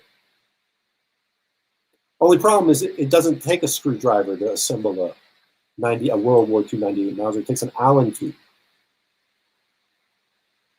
And if he climbed up on the building, and they say it was within like 3 minutes, like assembled it, shot him, disassembled it, and got away. Changed clothes. and got away, all in 3 minutes. And they have video of the roof where the so-called shooter was before he fled. And the camera view was actually wide enough to have him, if he shot the gun, if he was the one shooting the gun, that camera view, that panoramic view, would have had him in the shot. But the only view that they've released was a zoomed in view of him running away. But the camera was running, and the camera was broad enough to where if he was up there and shot the gun at him and then disassembled it and ran away, it would be on the video, which they have chosen not to release for some reason. My logical conclusion is that they didn't catch him shooting the gun at all. My assumption was whoever that is, whether it is Tyler Robinson or it's not, my assumption, my theory, unproven theory, is that he was part of a sort of a patsy program. They needed patsies. They needed someone to draw the eye in the sky of being the perp while the actual perpetrator can get away in the wind. And it probably wasn't just him. He probably wasn't the only person who was going to be up there. He was probably part of a team who basically enticed him to be a part of an operation to be there to do it. So they had multiple people staged out here and there, and we could get them from whatever way is best, and they're communicating. And he was up there basically to be an eye to verify a line of sight for some other people, and was the one who was going to be used as the sacrificial lamb. Maybe that was Tyler Robinson. Now, the suspect that they have on tape walking around the UVU property in the leading up to the assassination, and whoever they got on camera jumping off the 14-foot roof, if that's the same guy that they got in the video walking around, the parents say that's not Tyler. But that's not what the media is saying. And that's not what Kash Patel is informing the public. That there's discrepancies. Tyler went into custody and hasn't said anything. Hasn't been cooperative, they say. He hasn't been cooperative. Now, they swatted the house of Lance Twiggs, which is the apartment that Tyler Robinson and Lance, his boyfriend, which was apparently news to the father as well. The family didn't know, claims they did not know that Charlie was gay. This is news to them. They're finding out on the media that their son's friend and roommate, who shares an apartment with, is apparently, all they know is that, yeah, I've been hanging out with some girl. I'd like to bring her over to meet you guys sometime, is what he had been telling his family. Some people are jumping to the conclusion that maybe he was just trying to warm them up since they were more of a conservative, fundamentalist, not so friendly about the homosexuality stuff. You know, he's trying to like set a stage to be able to introduce him to his actual lifestyle in hopes that he's not, you know, pushed out of the family or condemned or fall out with your parents or whatever. All the things that happen when you live an unconventional lifestyle around fundamentalist family, it would be very difficult, I'm sure. So apparently, according to the family, he was talking about he had a girl that he had been seeing for a while that he wanted to bring over for them to meet. Meanwhile, him and his friends knew that he was in a relationship with another male who was transitioning to be female. Now, maybe he was waiting for the transition part to get a little further so he could bring female? Well, for the sake of argument, a female, an identifying as female individual over to his family's house to introduce as his lover. Maybe. But either way, he did share an apartment that was being paid for by Lance's parents, and Lance's parents said that Lance had a bunch of issues, and they had never met They had never met Tyler. They had yet to meet Tyler, but they were paying for the apartment that they were living in, and that apartment was raided just after Tyler was taken into custody, and it was raided, and the family of Lance said that they were trying to keep it very hush-hush, and they felt as though what was at the apartment seemed very staged. They said that Lance, first of all, they released these texts. First, they released a Discord chat group that was verified by Discord. This Discord server itself as being fraudulent, as being false. The Discord chat that they had referencing anything about the thing, the event, was deemed false because they could not retrieve it on the Discord server anywhere. And they have the master code. They have the master code of everything that's ever been put there, whether it's been deleted or not. They have it, and they could not verify that the Discord chat that was released by the FBI to be valid. All right. Then the text chat that apparently Tyler Robinson was engrossed in while he was changing his clothes and disassembling his weapon and running back to the woods and reassembling his weapon to leave stashed away, which seems strange if you're running from the scene of a crime to reassemble your weapon to stash it on a property that I've heard is owned by UVU, the Utah Valley University. I've also heard is owned by Palantir, Corporation Palantir, Peter Thiel, which is a strange connection correlation. I'm not going to feed a whole lot into it, because what doesn't make sense to me is the fact that you're on the run from the scene of a crime, that you would, for any reason, choose to reassemble your gun and leave it stashed away, wrapped in a towel, in the woods where they're probably pursuing a suspect. And the weirdest thing is, if they retrieved the tool, which they said was a screwdriver, but there's no way it could have been because it would have had to have been an Allen key. Simple mistake. Maybe they just called it a screwdriver because it's a tool. It's a tool to assemble and disassemble a weapon. They just called it a screwdriver, even if it was really an Allen key. Well, that still doesn't explain how he reassembled the gun if he didn't have the tool that he left on the roof. That doesn't make sense either. In fact, that makes a very little bit of sense. And then he's texting the whole time. He's fleeing from the scene with his boyfriend, who apparently didn't know he was going to do any of this. And he said, this is a brilliant person. This is a perfect GPA, 4.0 GPA, like brilliant kid, Tyler Robinson.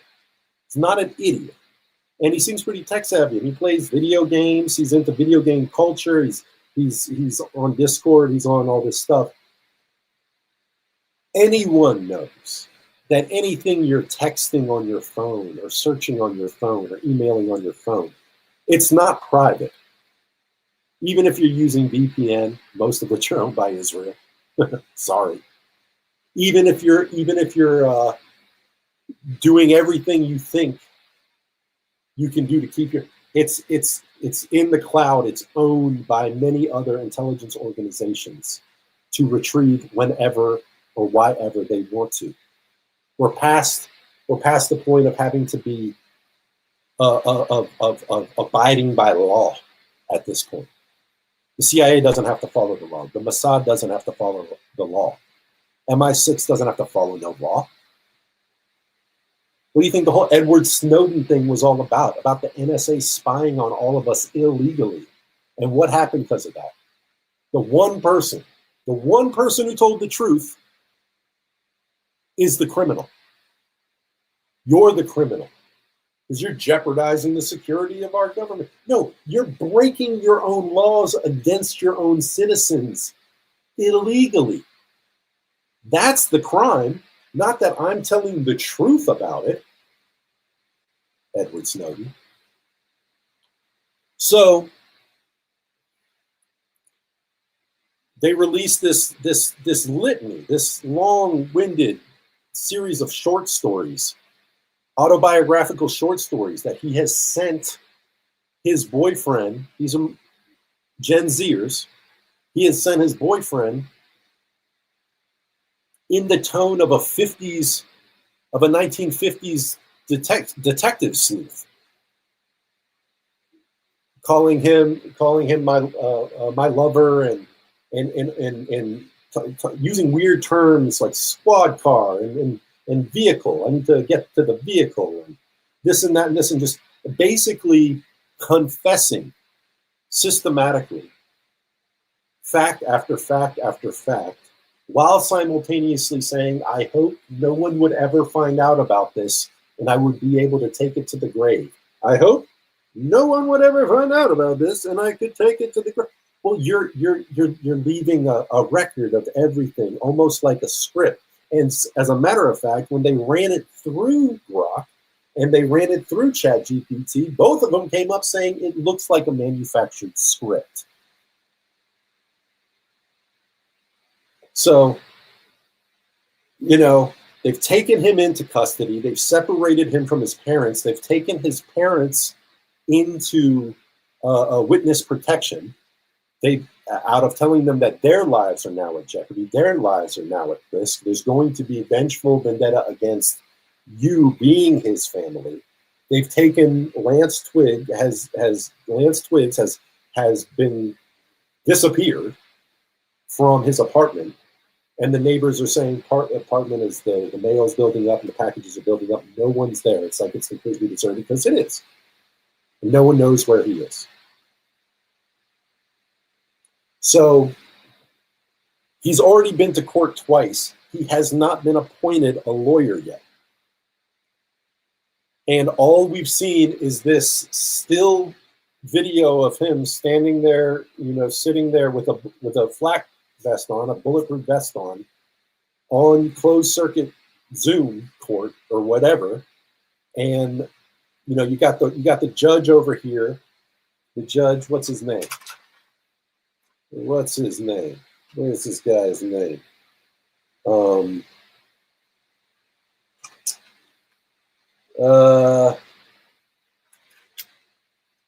got it. It's all here. It's all here somewhere. I wanted to give you guys all the names of all these people, since they're doing such an outstanding job.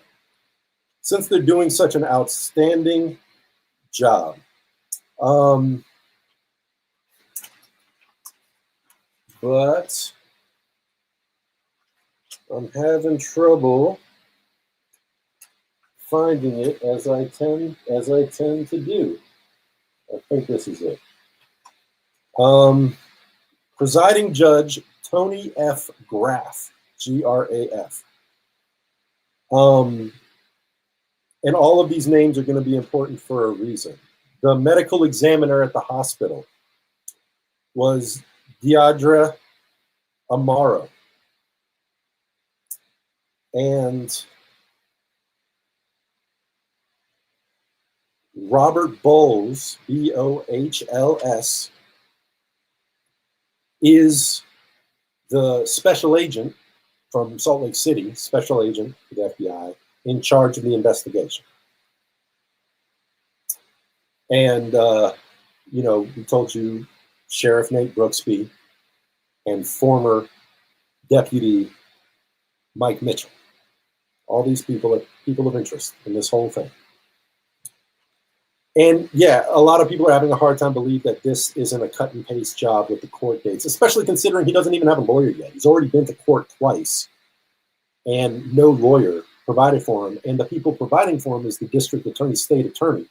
So the people who want to put him in jail and ultimately death penalty him for this crime, so it can all be nice little package and be done, are the ones that are going to provide him his legal representation. That's it. Now, what has come to light recently, very recently, is investigative reporting by a man named Baron Coleman. Baron Coleman is an independent investigative journalist. He has a podcast and a channel on YouTube called @Real Baron Podcast, where he thought, you know what I want to do is he wanted to map out strange preemptive Google trend searches, meaning you can go to a Google trend, so you can look up words that have been looked up on Google and when and where they were looked up from. You see. And it's interesting because once he started typing in the names of like Tyler James Robinson, he started getting these pop-ups from District of Columbia and Israel in June and then July of 2025. Why would anyone be Googling Tyler James Robinson until September 12th, when we learned of him and began to Google him with his name being known in the public? Why would people be Googling him from Washington, D.C. and Israel in May? And then in June? And I can't help but to think that maybe all these dates of his expressing reservation in May with the letter to Benjamin Netanyahu, the end of May to Bill Ackman, and then in June, after the tirade on the 21st against the Oval Office, in the Oval Office where he was barked down for criticizing us launching an attack on behalf of Israel against Iran, maybe that would have inspired some investigation. But still, why? And it wasn't just Tyler Robinson that was being looked up. Like days, like the day before the assassination. But the Losi building was being looked up by people in DC, Israel. The what was it? Timpanogos Hospital. Timpanogos Regional Hospital being looked up in June, in July. As a matter of fact, Baron Coleman has mapped strange preemptive Google searches of Losi Building, Timpanogos Regional Hospital, Utah Medical Examiner Deirdre Amaro, and various other Timpanogos Regional Hospital surgeons during June and July of 2025. Searches from Washington, D.C. and Israel for July 14th, 18th, 19th, the 22nd, and Google Trend searches of presiding judge Tony F. Graff was searched out on May 15th. May. You know, when all the communication between Netanyahu and his dissatisfaction with how things are going, and his communication with Bill Ackman and his dissatisfaction with how things are going and planning an intervention to try to figure out what to do about it. May 15th, the judge who's presiding over the case was Googled from Israel. Strange, man. July 26th, this is after the whole early second week of July with the Tucker Carlson and the Dave Smith and the big thumb in the eye to Israel that took place at the student convention and all that. July 26th, Special Agent in charge of investigations, Robert Bowles, was searched from Israel on September 1st. So that's like right there. That's like the week of. And then for some reason, Israel even searched for Hunter Kozak on August 3rd. August 3rd. So Hunter Kozak is the guy who was the last person to ask a question into the microphone to Charlie Kirk before he was shot about trans shooters and how many trans shooters have been there. And Charlie Kirk was smart aleck and he said, too many.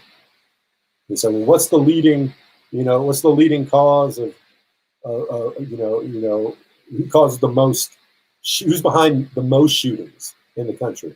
And he said, with or without including gang violence, and then got shot. But it's very strange that everyone from the person asking him the question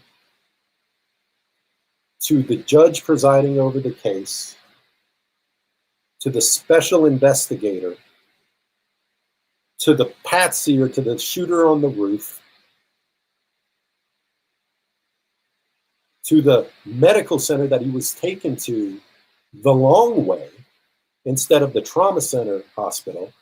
He was taken to a specific, and all the surgeons in that hospital, not all of them, but many of them, were searched for in June and July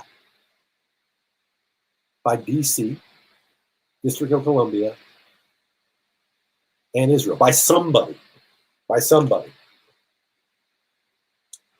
Not only that, but the NSA has released a verification that on the day of Charlie Kirk's shooting, there was 12 cell phones, there was 12 Israeli cell phones from Israel, pinged at the event. Another coincidence. That doesn't mean anything.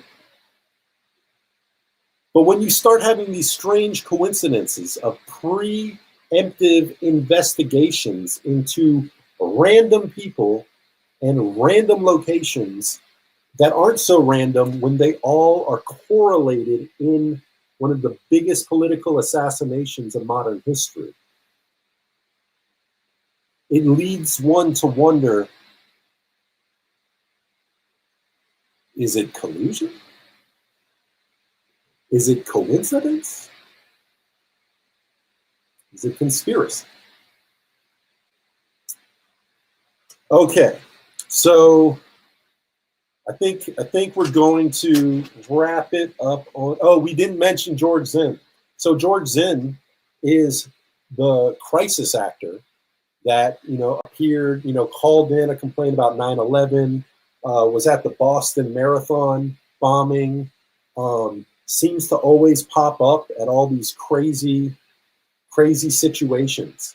And when Charlie Kirk was shot, when everyone ducked and started running and freaking out and screaming, George Zinn threw his arms up and began yelling, "Shoot me! Shoot me!" He dropped his pants. He dropped his pants down, threw his arms up, started, "Shoot me! Shoot me!"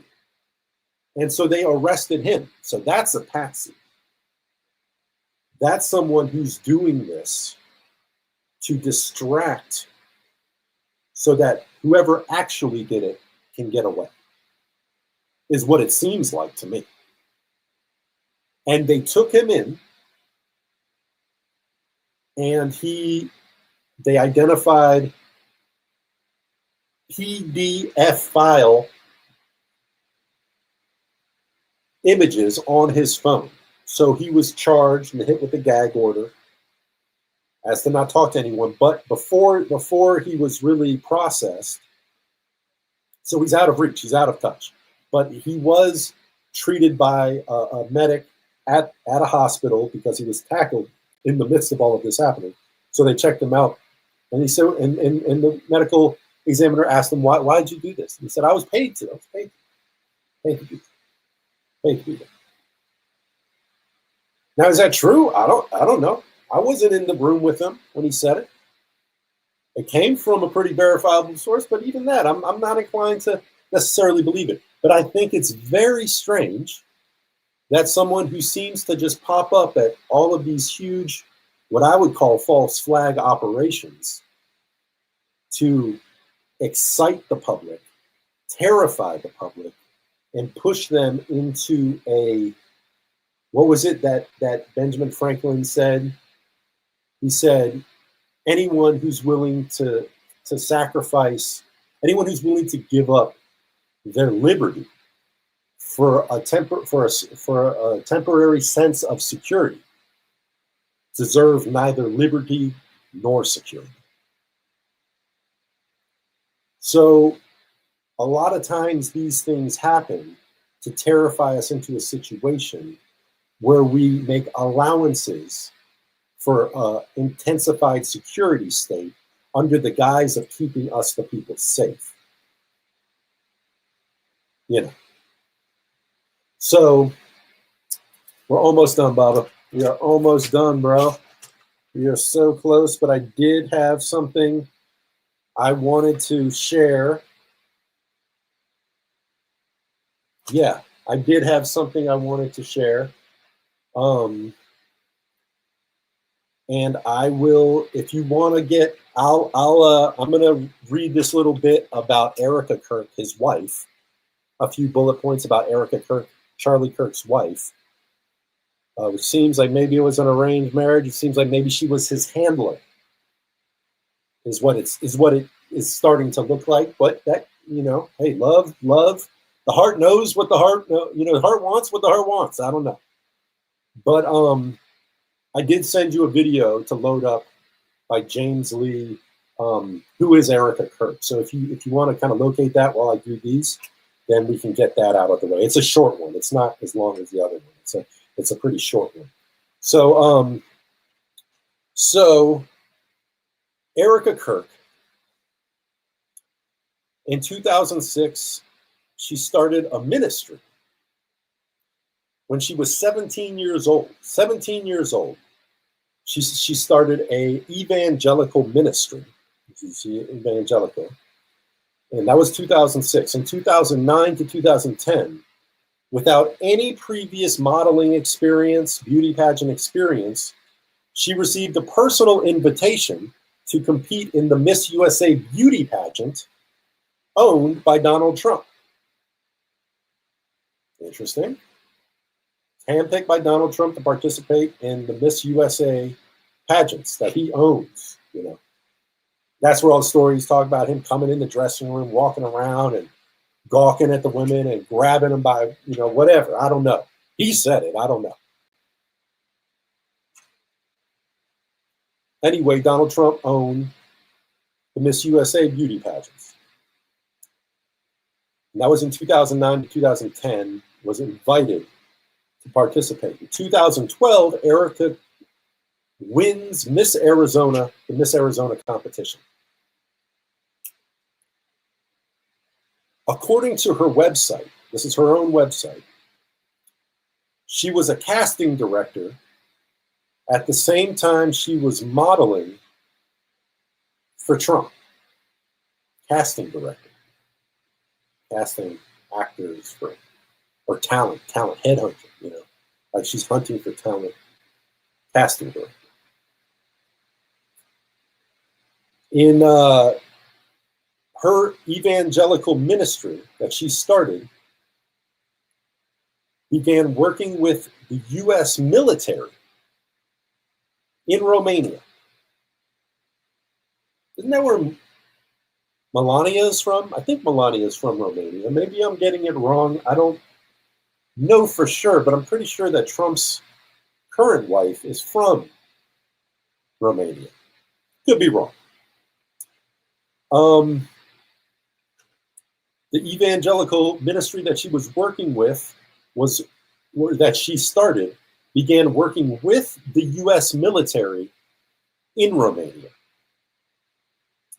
She started an orphanage that was sort of, they were involved in trying to headhunt talent and give these kids an opportunity, poor Romanian children. It was an orphanage. It's called Romanian Angels, was the name of her orphanage, run by her ministry and the U.S. military.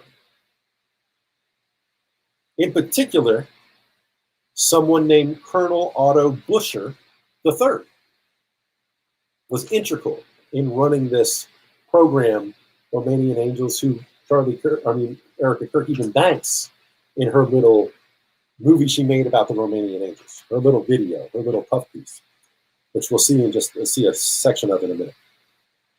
But in the time they were there doing this, locals began complaining about local children being kidnapped and trafficked out of the country.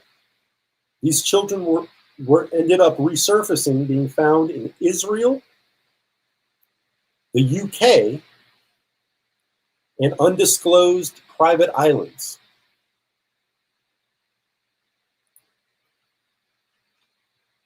Her mom, involved in AZ Tech, company called AZ Tech, was also working for the Department of Homeland Security. Both her mom and her dad worked with an organization called AZ Tech. And I wanted to give you, what is this? AZ Tech. AZ Tech is a leading provider in advanced security solutions, specializing in the design and manufacturing of IoT-enabled IP surveillance cameras and systems. Our innovative product lineup includes body-worn cameras, DWCs, intelligent IP cameras, NVRs, digital surveillance intelligence. And her mom worked for the Department of Defense and the Department of Homeland Security, while her dad formed Raytheon, the Raytheon Israel division, the Israeli division of Raytheon, which is the weapons manufacturer, the United States weapons manufacturer that makes all these jets and bombs and weapons of mass destruction and artificial intelligence, drone warfare, and all this stuff. All this stuff that we're invested in, that our politicians are invested in making more of, to send throughout the world to destroy everything so that they can make money, Raytheon. Well, apparently her father started the Israeli Raytheon branch in Israel, and was also Israeli division and is a retired chairman of the Raytheon Israeli division. Also worked for AZ Tech with all the surveillance stuff and all that.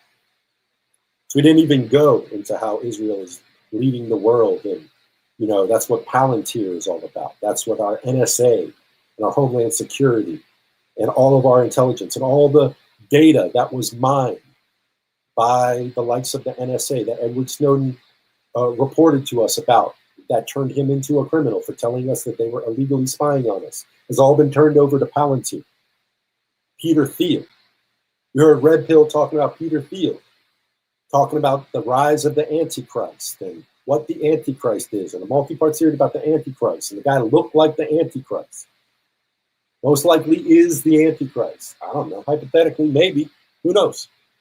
But I do know that Peter Thiel and Alex Karp and Palantir are invested in the AI Lavender defense systems going on in Israel that has drones running around blowing up people. They have the Where's Daddy app, which basically identifies Hamas, supposedly Hamas, soldiers, and targets them once they get home. Once they get to their house with their family, that's when the drone blows them up and blows up the family and them and everything. And we just have to take their word for it, and their compromised AI intelligence word that, that was a baddie. That's a baddie. That family that we just wiped off the map is because the guy was a baddie, threatening to genocide Israel if he ever got the chance. So those are Erica Kirk's folks. The Raytheon, digital surveillance, intelligence, Department of Defense, Department of Homeland Security. Those are her people. And that was before, in 2018, she was basically introduced to Charlie Kirk by Donald Trump to join Turning Points USA, and Charlie Kirk was told he should give her a job at Turning Points USA. They fell for one another, had a couple kids. She's the wife. She's the bereaved widow, as we're about to see. She's really sad that Charlie Kirk died, as you would expect. But now she hasn't wasted a minute, and she's stepping right into his shoes. She's stepping right into his seat's still warm. She's doing his podcast. She's going to be the CEO of the $80 million company that he built.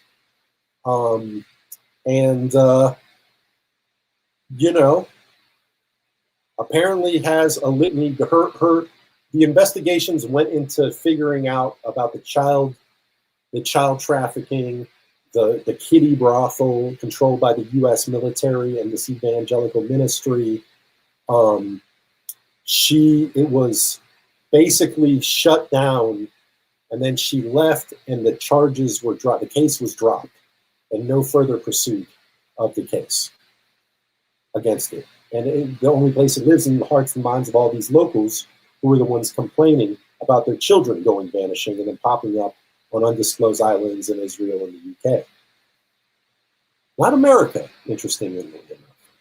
But so anyway, Colonel Otto Buscher III, the military half of that union. And let's watch this little clip. James Lee, he's another great independent journalist, independent reporter, keeps it completely fact-based, doesn't elaborate, just kind of evaluates the data as it's available, and just to illustrate and inform his opinion over what's going on. A lot of people want to call him a conspiracy theorist, because that's all you got to do is call someone a conspiracy theorist to dismiss them. All you got to do is call someone anti-Semite to dismiss them. All of your legitimate grievances about all these horrible people who do horrible things and get away with it, seemingly.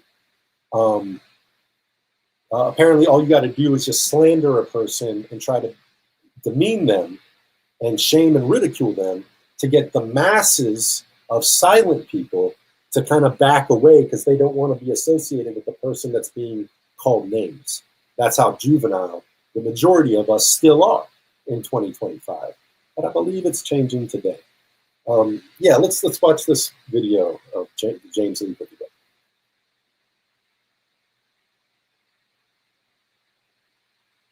Oh, I think it's muted on his thing in the bottom right of his screen. Fact checkers telling us there's nothing to see here regarding some pretty heinous allegations. I'm here to tell you that the evidence is actually all there. Believe that we all have angels in our lives, and these are my little angels from Antonio Placement Center in Constanța, Romania. This is from a Romanian newspaper. This headline is translated, but it reads, a former translator from the American base in the city of Romania that I'm not going to pronounce accuses, and she says that it's a real brothel operated here where minors were brought in. Quote, Anna Maria Nasiu was until recent years a translator at the American base, once again, city, can't pronounce it, Romanian name. Everything seemed to be normal until Anna Maria discovered that in this military unit belonging to NATO forces, there was a real brothel where underage girls came to satisfy the desires of some soldiers, especially the commander of the Black Sea Area Support Team base, Otto Buscher. Okay, Otto Buscher, remember that name. This next part is where the dots will connect. Okay, I'm gonna show you this video right here that was posted by Erica Kirk, then Erica Fransky, on Vimeo. Basically, it's a commercial for Romanian Angels, and it was posted in 2013. It's basically a fluff video, but at the end, the person she thanks is none other than Colonel Otto Buscher. Yeah, here is a copy of the criminal complaint. It is in Romanian, but you can see the name Otto Buscher, and the years 2011 to 2013 is when these alleged crimes took place. So the person that Erica Kirk was working with in Romania to quote unquote help orphan children was accused of, yeah, not good. And you might be like, why have I never heard of this? Well, there's something called the U.S.-Romania Defense Cooperation Agreement that was signed back in 2005, wherein crimes committed by U.S. military personnel on Romanian bases used by U.S. forces fall under U.S. jurisdiction, especially if they occur while on duty or within the installations. So essentially, everything was just swept under the rug. This guy, Otto Buscher, just retires, and according to my research, here's his LinkedIn, he's like having a nice, quiet retirement in New Hampshire. Erica Kirk's Romanian Angels mysteriously just shuts down shortly thereafter. She then keeps a pretty low profile until she is set up on a TPUSA interview with Charlie Kirk, and they fall in love, they get married, and you won't believe this, but their wedding was actually funded by TPUSA, so very interesting. And fast forward, as we all know now, Charlie Kirk dies a gruesome death, and she takes over as CEO of Turning Point with the new organization now much more powerful than it ever was. So it's almost like Charlie is more valuable to them dead than alive. Something just feels wrong here. This woman is hiding something very, very dark. Okay, despite the mainstream fact checkers telling us there's nothing to see here regarding some pretty heinous allegations, I'm here to tell you that the evidence is actually all there. Believe that we all have angels in our lives. And these are my little angels from Antonio Placement Center in Constanța, Romania. This is from a Romanian newspaper. This headline is translated, but it reads All right, so that's just a little blip on Erica Kirk. And I know that the people that watch this platform and that are here aren't people who are hypnotized in the same way a lot of these white people that are desperate for some admirables to actually appreciate and worship and revere. That's why they fall for the okie doke of a Charlie Kirk. That's why they get all gooey-eyed over Erica Kirk and still somehow have faith in a Donald Trump, even though he's proven he's not about free speech. He's not about no censorship. He's not about ending wars. He's not about doing anything other than making it more difficult for the majority of Americans on the planet Earth. He's about shredding your Constitution and only masquerading as something that can then benefit himself and his cabinet of curiosities. And unfortunately, when white people flock to nationalism, white nationalism, it forces such blinders on them that they can literally just be completely hypnotized by what they want to believe as opposed to what's directly in front of their face, because they need heroes and they ain't got none. And the ones that they tried to manufacture, or that ones that are strategically manufactured for them to follow, are seemingly compromised and thus wise corrupted. So corrupted to the point that when they have a moment of conscience, a moment of awakening, a moment of rebirth into examining if what they've sold their soul for is going to be worth it, and then evaluate that it's not, once they start deviating from the line just a little bit, that might be all it takes to take you off the field. To me, it seems as though Charlie Kirk outserved his usefulness and was now becoming a liability for the last thread of American people who had anything in their heart that they wanted to give the Israeli state. Whether it's money, whether it's support, whether it's defending their right to exist as they always try to interject into an argument about international morality and what justifies the use of war crimes. They try to throw it back on you and project it back on you and say, do you believe in Israel's right to exist?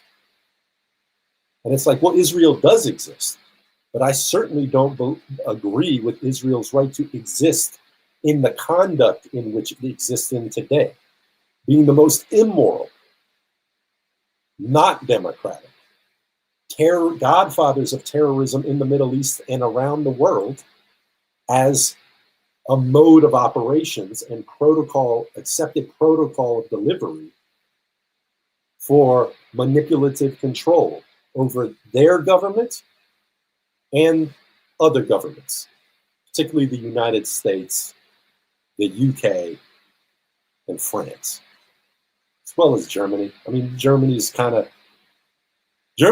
indebted. You know, Germany's in it. They got a little too much on their hands to start criticizing a bunch of other people about fascism and genocide and ethnic cleansing and all this stuff. But even they are, I believe, unless something's changed, standing firm on not sending any more weapons to Israel to continue this exhaustive, mass murdering, genocidal campaign. Now, since we've gone on so long, Baba, and I've already crossed the 4-hour mark, and I was hoping to do it in like 2.5. I did have like a couple real quick things to touch on, just to round out the thing. I wanted to touch on them. I would be remiss if I didn't. So I'm gonna do them right now.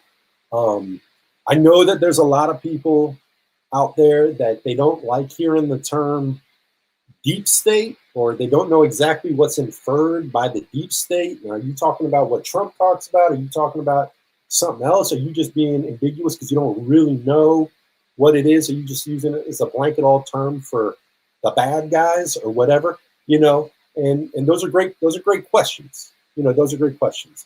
So hopefully after reading this to you, it doesn't create more questions than answers, but it clarifies a little bit of the kind of animal we're dealing with when we talk about deep state control and so might have been assassinated by the deep state, or is a deep state conspiracy, or it doesn't matter who's in office. It's all controlled by the deep state. But what does that mean? Where does that come from? Where was that term coined? And the truth is, the term was coined by a guy named Peter Dale Scott, who's actually a progressive leftist from Berkeley. He's a Canadian poet, political author in Berkeley, and I believe, and he's the one who first coined the term, and then there was other people who started using it and even kind of misusing it.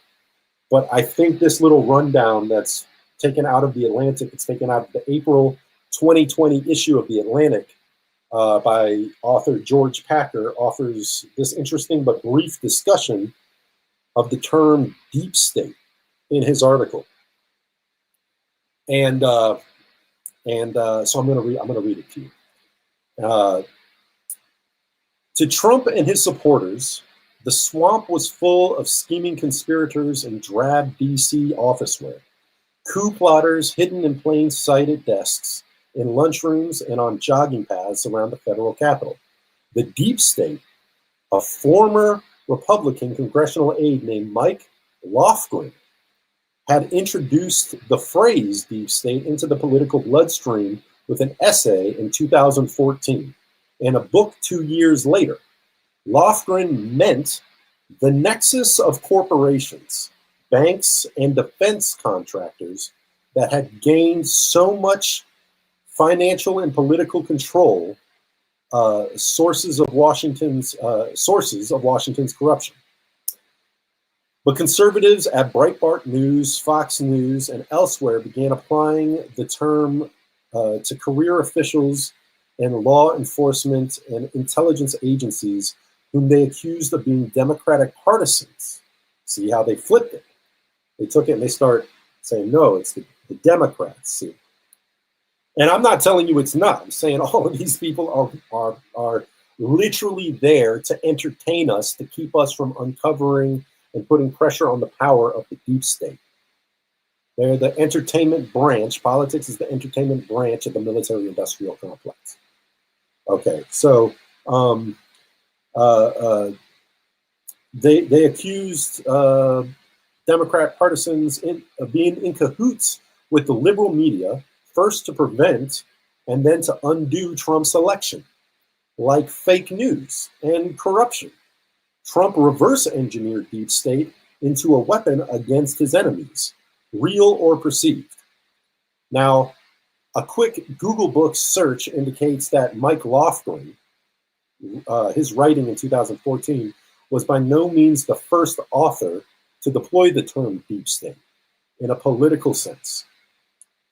Here is how the term appears in Peter Dale Scott, his book, The Road to 9/11, Wealth, Empire, and the Future of America. This was released in 2007. But this book also focuses on something else, the top 1%, direct or indirect control of certain specific domains of government, beginning in the 1940s with the creation, the 1940s, creation of the CIA. 1947, to be exact. 8 months before the founding of Israel as an actual state in 1948.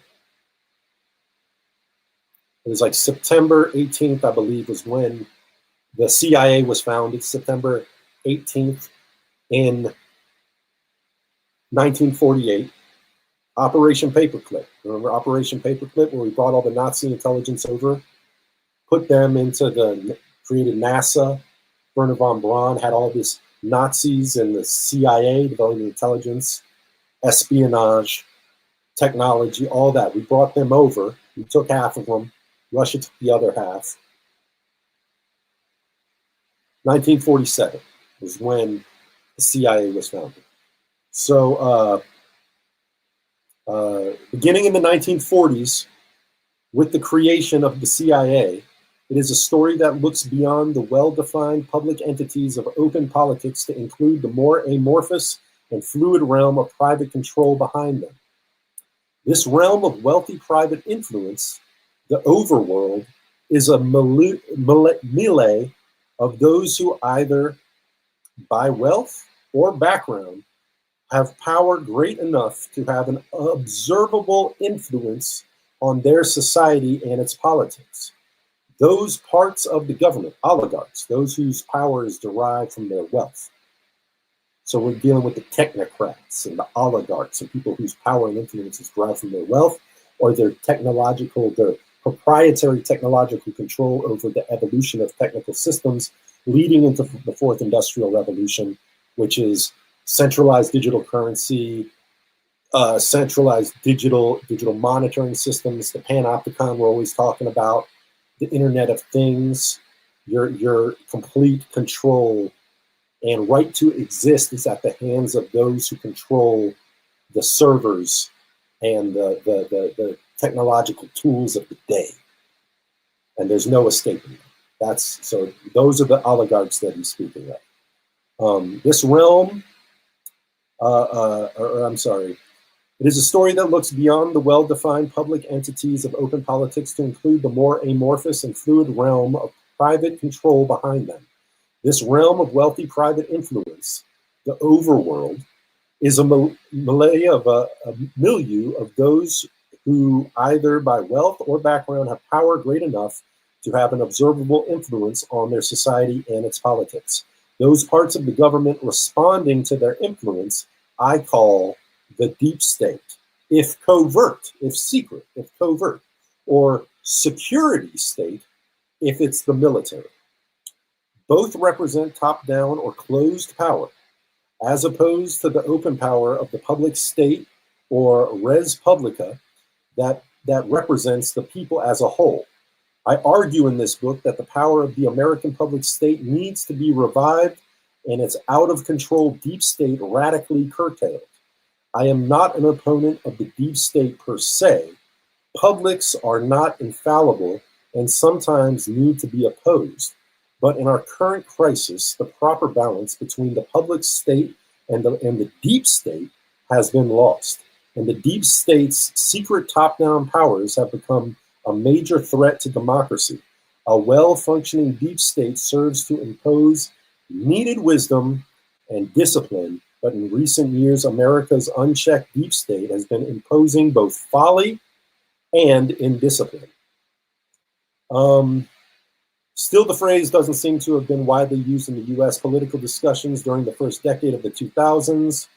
William Safire's Political Dictionary in 2008 has entries for deep background, basically saying this term wasn't used before he wrote about it in this book. Peter Dale Scott. Presenting with this seeming vacuum of information, I am looking for answers to the following questions about deep state as a U.S. political term. One, what was the original meaning of deep state as applied to politics, and when did the term arise in that context? Two, when did the sense of the expression shift, if indeed it did shift, from that original meaning to the meaning according to George Packer, the author of this article? The quote, nexus of corporations, banks, and defense contractors that had gained so much financial and political control in the United States. And three, when did the expression shift again to begin referring to supposed institutional, that is government embedded, opponents of right-wing politicians and their policies? So there it kind of covers the variance and the confusion that has went on into why people don't really know what the deep state is. I would like to add more possible confusion, maybe more clarity, the works of Craig B. Hewlett, geopolitical researcher and contractor of the government, and worked for John Metcalfe and everything, and a brilliant political mind. He referred to the deep state, or the actual levers of power or control in our nation, as well as other nations, and the network which connects us all and entangles us with the intelligence agencies, CIA, MI6 in the UK, DJSE in France, and on and on and on, like the web, that basically manufactures false flags, manufactures crisis, causes political assassinations,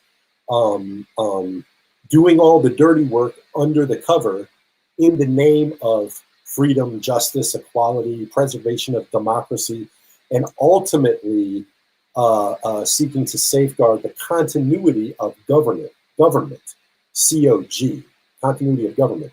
And he referred to it as a global regime, you could call it a globalist regime, of corporate economic interdependence, meaning the corporate interests of the most wealthy nations in the world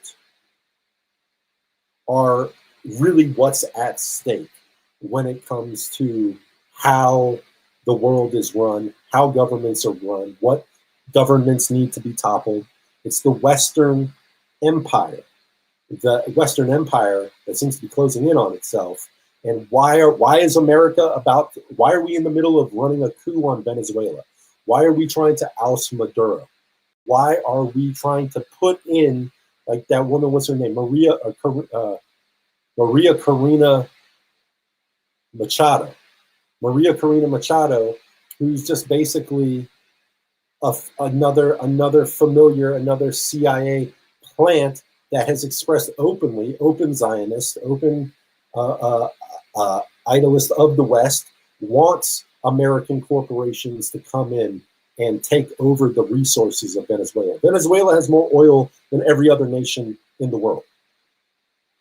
Hands down, has more oil reserves than any other nation in the world. And we want that oil. Trump wants to be the one to secure that oil for the American corporations, not for the American people. He wants to have the legacy of getting that big win for American corporations to be able to control the resources of that place, but can't do it because Maduro is against that happening. So they need to launch a coup, which is why they're using this whole, they're bringing all this fentanyl in. Oh, he's protecting the cartels. He's running the cartel. All this unfounded gobbledygook nonsense. I'm not saying that there isn't a problem with Venezuelan gangs that exist. And a lot of that is from all the stuff that Rubio imposed and the sanctions imposed by Rubio and Trump, that and then coupled with the open border policy, where a lot of them got over here, so like, and all of it, I guarantee you the cartels that are getting in, the fentanyl cartels that are getting in, are the ones that are working hand in glove with the CIA. It's nothing new. It was going on with Vietnam. It was going on with the heroin. It was going on with crack cocaine. It's been going on. It's nothing new. The same thing is going on right now. That's why we need a coup, because we want to take all that oil, all the resources. We want all the oil and natural gas and fuel and grain and tradable goods and rare earth minerals from Ukraine. We don't want Russia to have it. We don't want Russia to be able to be the one playing the middleman and selling it to Asia and Europe. So this is why we set up coups and topple governments and leave those places in worse shape than we found it. Why do you think we just ran a coup on Bashar al-Assad in Syria, and literally installed Al-Qaeda? HTS, they rebranded their name to HTS Al-Jilani, who changed his name to Al-Shira. I forget what his new name is, because he's trying to polish up. He put on a suit. He took off all the Al-Qaeda robe and he put on a suit. And now he's our friend, even though he started Al-Qaeda in Syria. He worked with ISIS. He was in Guantanamo Bay. He was one of the baddies until we work out a deal with him and we install him to depose the whether you like him or not, the rulership of the nation, who doesn't have an interest in collaborating with the West in the resource extraction of the nation at the detriment of the people, which is why they did Gaddafi the way they did, which is why they did every one of these other nations the way they did, and which is why now Al-Qaeda, HTS Hayat Tahrir al-Sham, is actually, which is Al-Qaeda, don't make any mistakes, it's Al-Qaeda, is running Syria now, while Israel just took a third of Syria, not just the Golan Heights, that Trump greenlit them for Sheldon and Miriam Adelson's at their request, greenlit Israel to just go ahead and just take it. We're not going to do anything to conflict with that. And now they've gone all the way up to like Damascus. Like they have a third of Syria is now considered Israel. And there's no international board that's standing against it, because they're all the Western empires are together in this, as is Saudi Arabia, the United Arab Emirates. We didn't even get to talk about the famine in Sudan, which it deserves a hell of a lot more than a footnote. The Sudan and the Congo famines, hundreds of thousands of children, men, women, children starving to death, eating animal feed, eating foam, mattress foam to stay alive, all because it's all fueled by the United Arab Emirates, because they want to steal the gold from the Congo. You see, so, and it doesn't even get a mention. And I'm not trying to play it a comparison like, how come Palestine gets all this exposure and no one's even talking about, because white people in the West, and not just white people at this point, everyone's so brainwashed, people in the West and in Europe and America are so resigned to the idea of African nations being in perpetual suffering and starvation, and there's nothing to change it. There's nothing, but you know what? Ibrahim Traore is changing it. He just got out of international debt. They finally closed the door on France. They finally closed the door on the IMF and the World Bank. He said, now we're going to be equal to, as a trade partner with the rest of the world. We're not going to be a footstool anymore. And God bless Ibrahim Traore with a long, blessed life and infinite influence across the continent, so that the continent can take its own and have its own and be its own and trade its own for what it believes it's worth. But it will no longer be done by these, Arab slave drivers and these Western imperialists, or these or these Jewish colonialists, these Zionists, who said that they can't wait. They're chomping at the bit to get over to the Congo, to get over to the Sudan. They just got to kill all these Arabs first, and then they can start in on the Africans. But right now they're trying to do the slow drip death of a slow mass starvation. And it's absolutely disgusting and despicable. And whatever it is, we tell ourselves we're willing to do in the face of a genocide, in the face of a Holocaust, you're doing it right now. And that's going to do it, Baba. I think we're going to close it out there.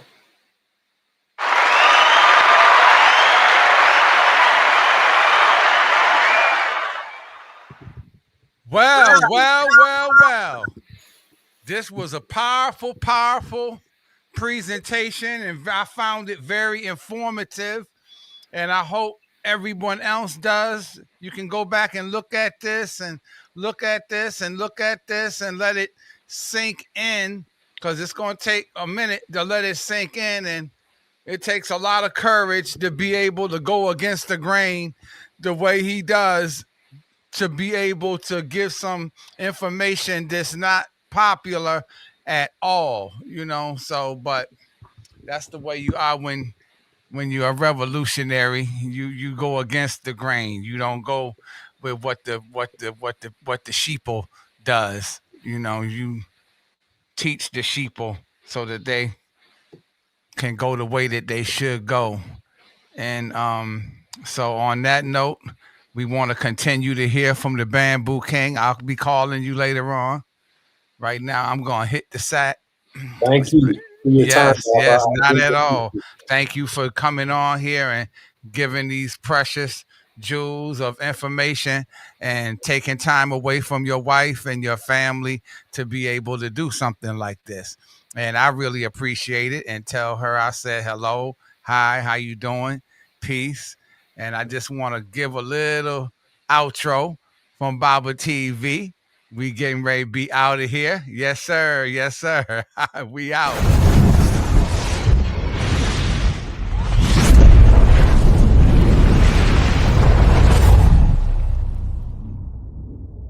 Yo, this is Mr. AT, otherwise known as Amlak Tafari, or you could say the international reggae ambassador. A-Live, baby. All right, it's a Windy from Steel Pulse. You better know. I will. You are tuning into Baba TV. That's right. Every time fire, every time, you know. Street consciousness, Rastafari vibes. That's right. Whole heap of interviews, whole heap of things to learn from. Archives. Right, yes, sir. All right, Baba check it TV. out. You don't know. Yeah? You know, see. All right. Big up. Greetings, all massive. This is Glenn Washington. I want you to check out Baba TV every time fire. Pure niceness every time. Keep the dial locked to the station. I hit a rule the nation. Baba TV every time fire. Lightning, earthquake and thunder. I went say Baba TV every time fire. This is Rashilo representing for Baba TV every time a fire. Holy Emmanuel I King Selassie I Jah Rastafari to the world. Man as my brother Selassie I live it. It's Jake from Soja. Big up Baba. Keep it strong, keep it locked. Peace. Yeah man, Mr. Most definitely Jerry represent for Baba every time fire. Mr. Yo, Baba TV, keep it locked. Move. Yo, Wagwan world. This is Jordan Blackamore right here coming at you. And it's all about Baba TV every time fire. Big up my brethren, Baba salute. Log on and check the fire every time. Boom. I do this not for fame, so that girls can scream my name. I do this for you. Yes, Baba TV, we do this for you. Every time fire show, keep the fire blazing. Baba, big up yourself. Divinity, messenger singer, the first. Baba TV, I'll punch us, Baba T, every time fire, respect. Bless the Lord, this is Kabaka Pyramid, representing for Baba TV every time fire. You know, says more fire, more upliftment, more consciousness. Kabaka Pyramid, so that's it. Blessed love. The one and name Baba TV. Them say that them bodies are the Bada TV. Tell them this are the Dada and the Mother TV. Alright then, and a boss and a brother TV. Alright, tell them say a Baba TV. You're the king of fight, they're not keeping it locked. They know Baba TV can't quote. Good over evil, life over death, money over war. Righteousness is all the nation. Sin is a reproach to any man or any people. Baba TV, that we are praying. More fire.